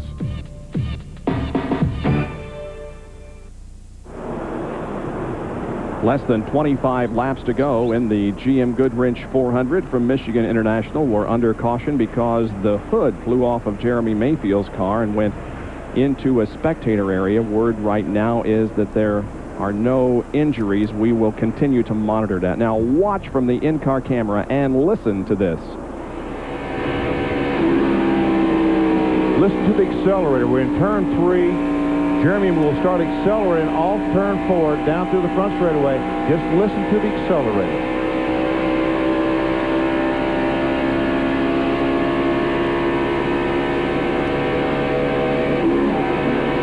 Didn't back up much, did he? Just momentarily, and there she goes, that hood.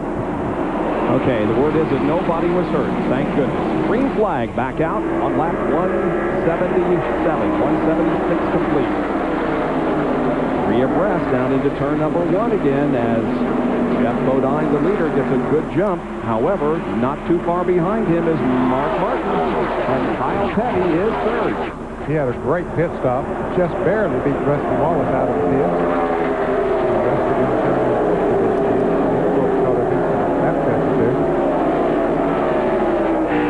Riding with Mark Martin as he sees the leader ahead of him.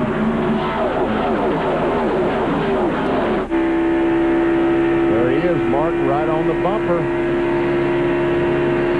Trying to make it 2 wins in a row.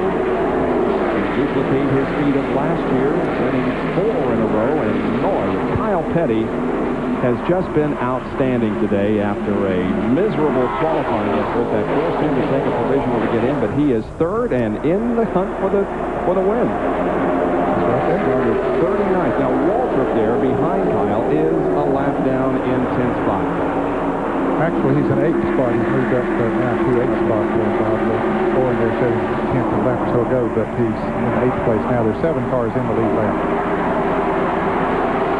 Wow, look at this mess back here. There's for position. The blue car on the inside, Bobby Labonte, that's Rick Mass, and Labonte takes that spot away. Labonte's had a strong car all afternoon.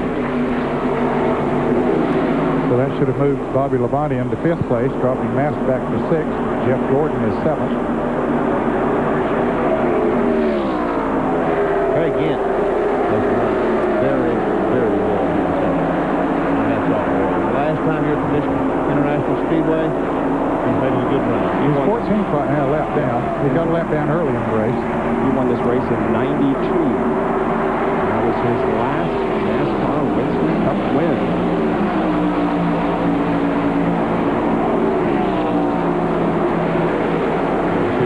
Going down in the corner. Battling alongside Ken Schrader, Terry Labonte. Now, Terry Labonte and Ken Schrader are racing for position. And I guess the 30 car, Michael Walker, also in that race. Somebody's off the pace back there. Is that Harry? Yes, like it is. this car. And I talked about her, and guess what? Sure did. You jinxed him. I jinxed him. There's Rick Mast. Yeah, right on the back bumper of Labonte, and May fan out 3 wide here. Well, they got around straighter, so those two Chevrolets are going to team up there and make it tough on Rick Mast to win on by. Michael Walker fronting that battle as well. He is a lap down, so he is racing for position. With Ken Schrader, he's tried to take that position away, and I believe he gets it. And back there's Ricky Rudd, Brett Bodine. All those cars are racing for position. There are 9 cars that are 1 lap down. There are 7 in the lead lap, and actually 10 cars that are 1 lap down. One car is trying to catch up with Bobby Labonte. That's the next car, the blue car. 2 cars in front of him. Bill Elliott between, but Elliott is a lap down to the 22 and the 1. And I think Elliott understands that. Probably will let Rick Mast go when he gets there. Especially since he's driving the Ford.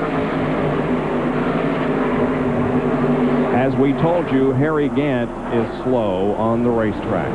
Harry, I'm sorry, I won't talk about you anymore. Man. Word is he's lost a cylinder. He's lost more than that because it's not running at all. Here's some good action from Ted Musgrave's in-car camera. Now that sponsorship there on the number 12 car, Straight Arrow Products, that is for through 1996. So at last, the Bobby Allison team has a full-time sponsorship, and we're certainly glad to see that. And that's good. And Derek Cope has agreed to drive the car for the balance of the 1994 season. And we see the mane and tail on the rear, the TV panel it's called. That's one of their products. Shampoo for horses' manes and tails, but human juice. So they're making the product for human consumption. Right. Shampoo.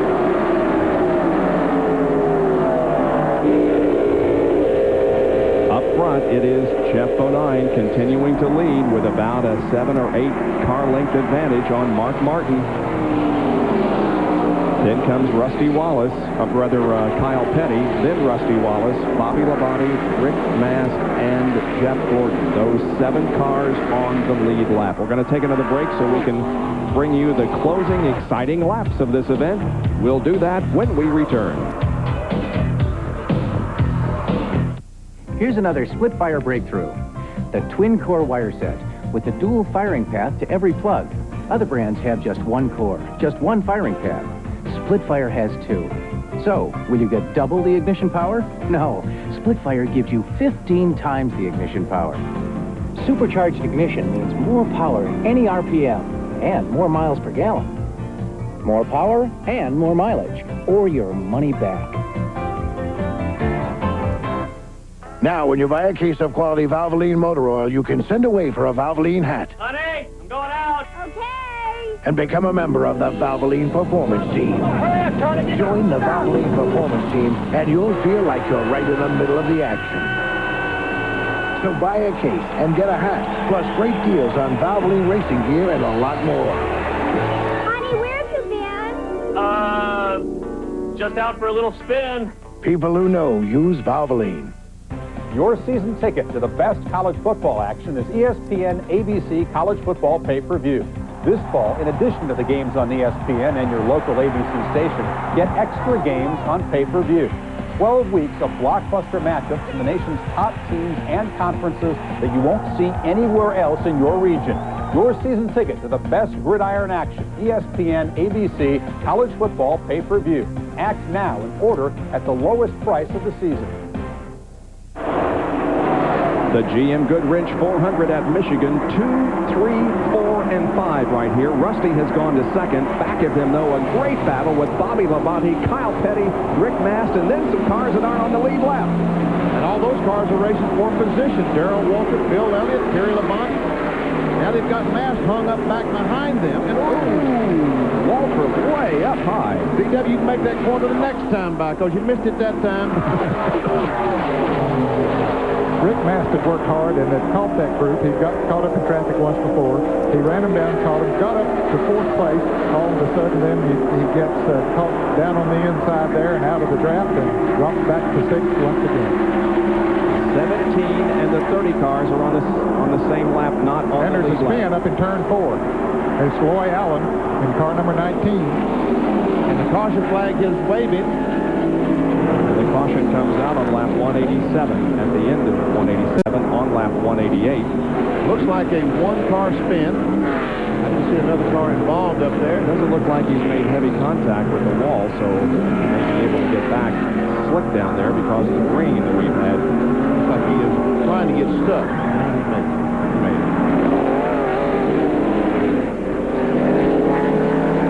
I'm not sure whether or not those running up front got the caution or not. There seems to be a race back to the flag at this point. There, Bodine takes it, so he has now. All right, we've got 7 cars in the lead lap. Ned, what do you think? They going to stop? Some of them will. Some of those back towards the back from, 4th, 5th, and 6th, they don't have that much to lose. Now, how about Jeff Bodine and Mark Martin? Now, under the NASCAR rules, the new NASCAR rules, the 1994 rules, the cars in the lead lap will start nose to tail in front of the cars a lap down. So the worst you can start is 7th. All right, Jerry, what is Paul Andrews' strategy? Well, I think it's pretty simple, but I'll let him tell you. Now, Paul, you made a decision. What's your decision and why? Well, we're going to stay out there. Right now we're still running 40-40s and 40-30s, and there'd be a big gamble, I think, to come in right now.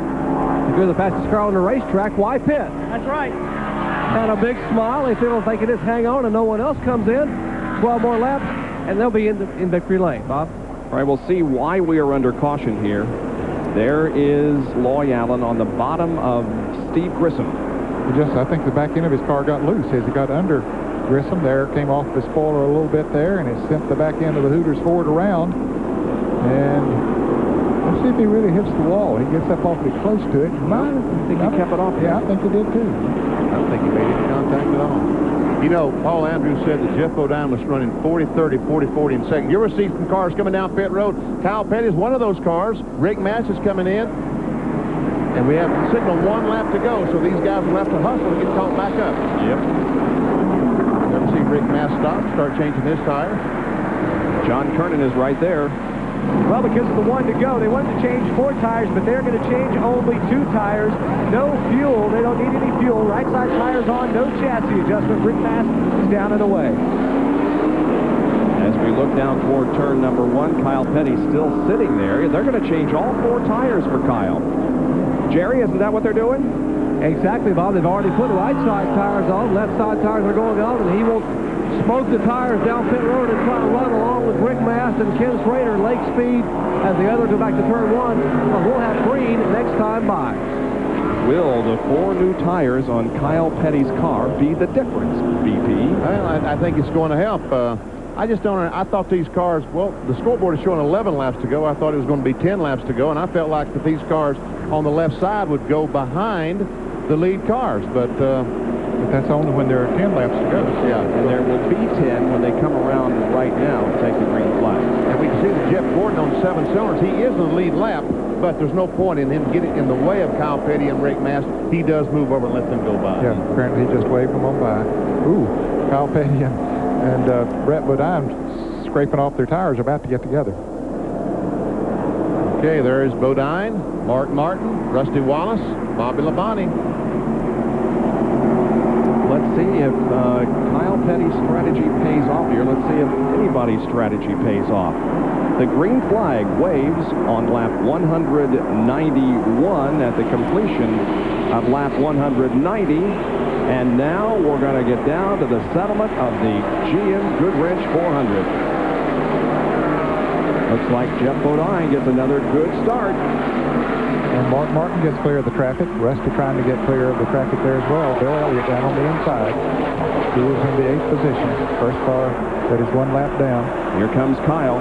Well, he's just trying to find him a place to go there. He found one. Pretty deep. Back off, DW. But look at Rick Mast drive in on the outside of those cars. He made a great move up there on the outside and just left Kyle sitting back there. And Rick Mast has caught Labonte. Bobby Labonte is holding Rick Mast up right now. Yep. Now, folks, these cars, when they qualify on brand new tires. They do that because they'll run about a third to a half a second a lap faster. But after they run them a lap or two, they aren't quite that much faster. So he needs to get what he can get as early as he can. Again, Kyle is way down on the low side of the racetrack trying to find his way around. He's beside Labonte now. Kyle is just hung in that traffic and just can't do anything about it because they're racing for position as well. Right. They are a lap down, but they are racing for position. Bill Elliott, Darrell Walker, Terry Labonte, Michael Walker, Ricky Rudd. And Ricky Rudd. Meanwhile, Jeff Bodine still leading the race, 8 laps to go. This is from the rear bumper cam on Bill Elliott's Budweiser Ford. There you see Kyle once again making a move. Hello, Darrell Walker. Got him this time. Rusty Wallace. He's off the pace a little. He is off the pace. There goes Bobby Labonte, and Rick Mast will try to come along. What's the problem? Well, maybe he did like Bill Elliott there earlier. We got, I don't know. No, I believe he has a bigger problem than that. Thought maybe he might have just got loose coming off the turn 2 and had to back off, but now both of those cars go by. Now Rick Mast is able to pass Rusty Wallace, and the battle for position between Mast and Labonte really heats up. And here comes Rusty back a little bit. I think Rusty had the same problem as you said Bill Elliott had earlier. He was close and got loose off that second corner, had to get out of the gas, and these guys drove away from him. It isn't nearly as exciting up front as it is back here. Jeff Bodine continues to lead with Mark Martin running in second position, and the battle for third now as Mast is alongside Labonte. Rusty Wallace, well, here Kyle Petty has finally caught this group of cars. He got out of that traffic and has run them down. This is going to be a race to the end right here. Sure is. Like I say, you can see where the first and second place cars are. No battle up there. 6 laps to go. And Rusty, which one of these guys do I need to follow? He's trying to figure it out, And whether it's Ford or General Motors goes out the window now. You try to do what's best for you. No one is your particular friend at the moment. It's every man for himself. It looks to me like the Rick Mast is taking that spot away. He is the third spot, fairly comfortable right now. But behind him, not very comfortable.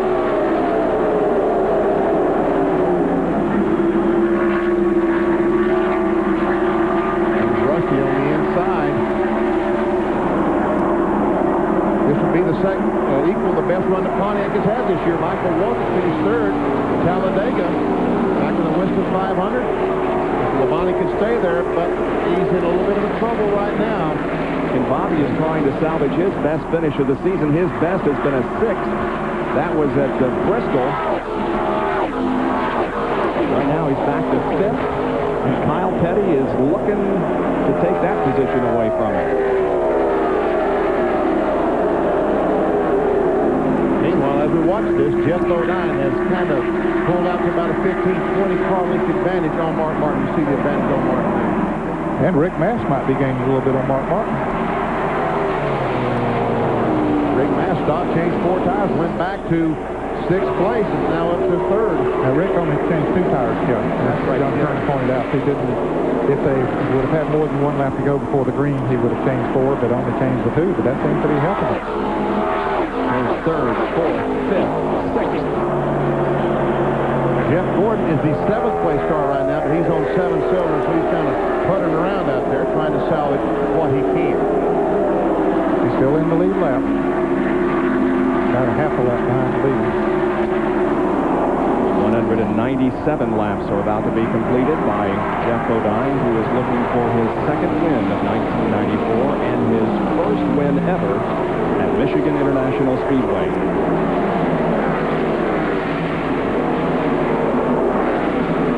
And Rick Mast crew members are praying that Rick can finish 2nd. Well, they'd like for him to win the race, but that's kind of out of the question right now. Well, something will have to happen to that car right there. Yeah.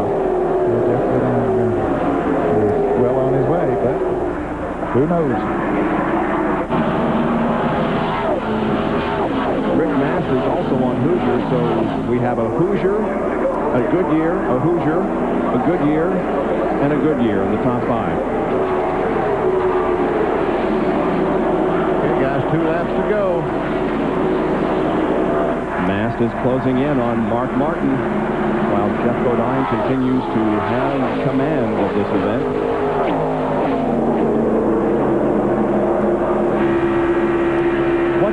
Watch the rear view mirror. It's loose. And we see Jeff Gordon is finally off the pace down on the inside going in turn 3. Mark Martin just went by him. But we can see his rearview mirror. He has no idea where Rick Mast is. The white flag is out. Doyle Ford shakes the white flag, and Jeff Bodine is on the last lap, and within 2 miles of victory. We'll watch this battle for second position as Rick Mast is right behind, now up on top of Mark Martin off of corner number 2 and down the backstretch. Mark holds on to the position. Jeff Bodine well in command. It will be no contest for the win. We will watch second position for you. Now they're in the north banking. Here is Jeff Bodine coming out of corner number 4 and is going to win the GM Goodwrench 400. Jeff Bodine wins it to the line. Let's see who gets second. It is Mark Martin beating Rick Mast, and then Rusty Wallace and Bobby Labonte and Kyle Petty are your top 6 finishers. Second win of the year. Jeff Bodine crew celebrates their second win of '94. The 16th career win for Jeff Bodine and his 9th on a super speedway. And the Unocal bonus money has been won again of $7,600 like it was last week. And there you see that the pole winner has recorded his 12th win here in 51 races. Here's Jerry. And a man who had a major part in today's effort, Danny, glad you built the motors, and congratulations. Thanks, Jerry. It was a little bit of up and down day. We started off, we had a little skip in the motor. We switched ignition boxes. We run fine. He said everything was all right. And then late in the races, I started to skip again. We switched the distributor, and then it went away, and we went on fine. I just want to say hi to my dad. He's in the hospital. Hey, Dad, wish he was here. Danny Glad, who builds a very, very strong power plant that did the job here today at Michigan International Speedway. Jeff Bodine rolls down pit road and is heading for victory lane. We'll be right back.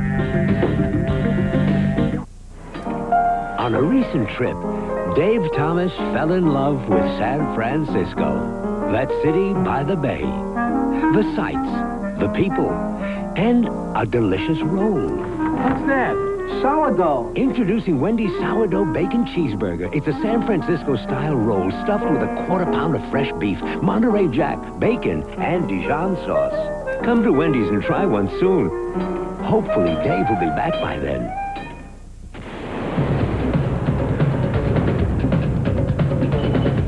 This is the desert. And these are Chevy trucks.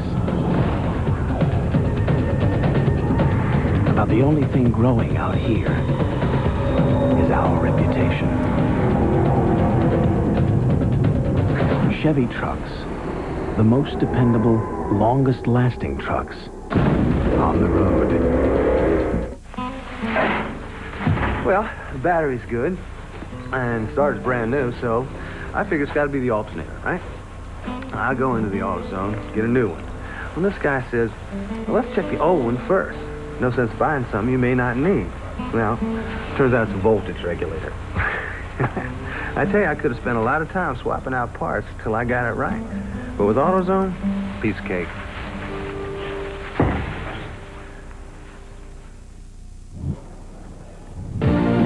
ESPN Speed World at Michigan International Speedway has been brought to you by Valvoline Performance Team.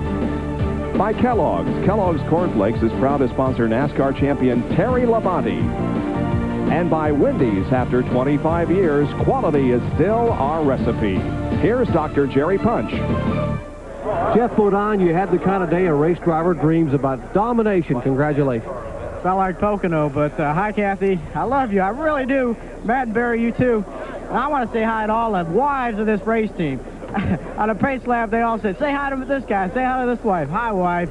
Thanks for letting these guys work on this car. This is a great team. Bob Newton, get in here again. We had a great car. The Exide Ford just ran flawless all day. Bob did it again with the tires. Obviously, we had the better tire. Thanks, Bob. What a you team. had the better driver. That's what we had the better driver. No. Problems early in the race, a little concerned about a skip in the engine? Well, right at the start, one side of the distributor didn't work right. It was skipping. We switched the switch. That worked. Then later on, it started missing again.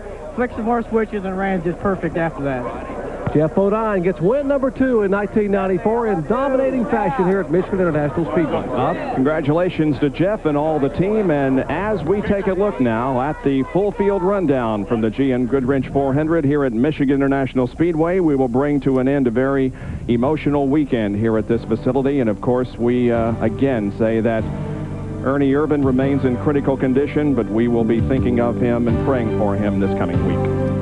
Sports Center, of course, will have updates for you throughout the week as to his condition. John Andretti, there you saw, finished in, 17th position after starting on the outside of the front row. And when we get back to it, you'll see that Dale Earnhardt, our points leader today, finished in 37th spot. And it's going to have a definite impact on the point standings. There is Dale finishing in 37th position. And Dick Trickle finishes last after being involved in the crash over in turn number 2. The point standings, Mark Martin moves up a position. Rusty Wallace falls back to 4th position as that great battle among those 3 drivers continues, and Ken Schrader holds to the 5th position. There are the rest of the drivers in the top 10 in the Quest for the Cup standings and NASCAR Winston Cup competition.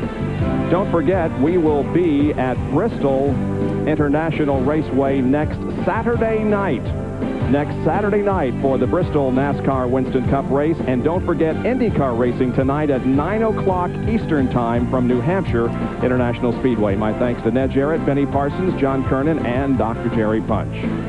Our congratulations again to Jeff Bodine on winning the GM Goodwrench 400. This is Bob Jenkins. So long, everyone.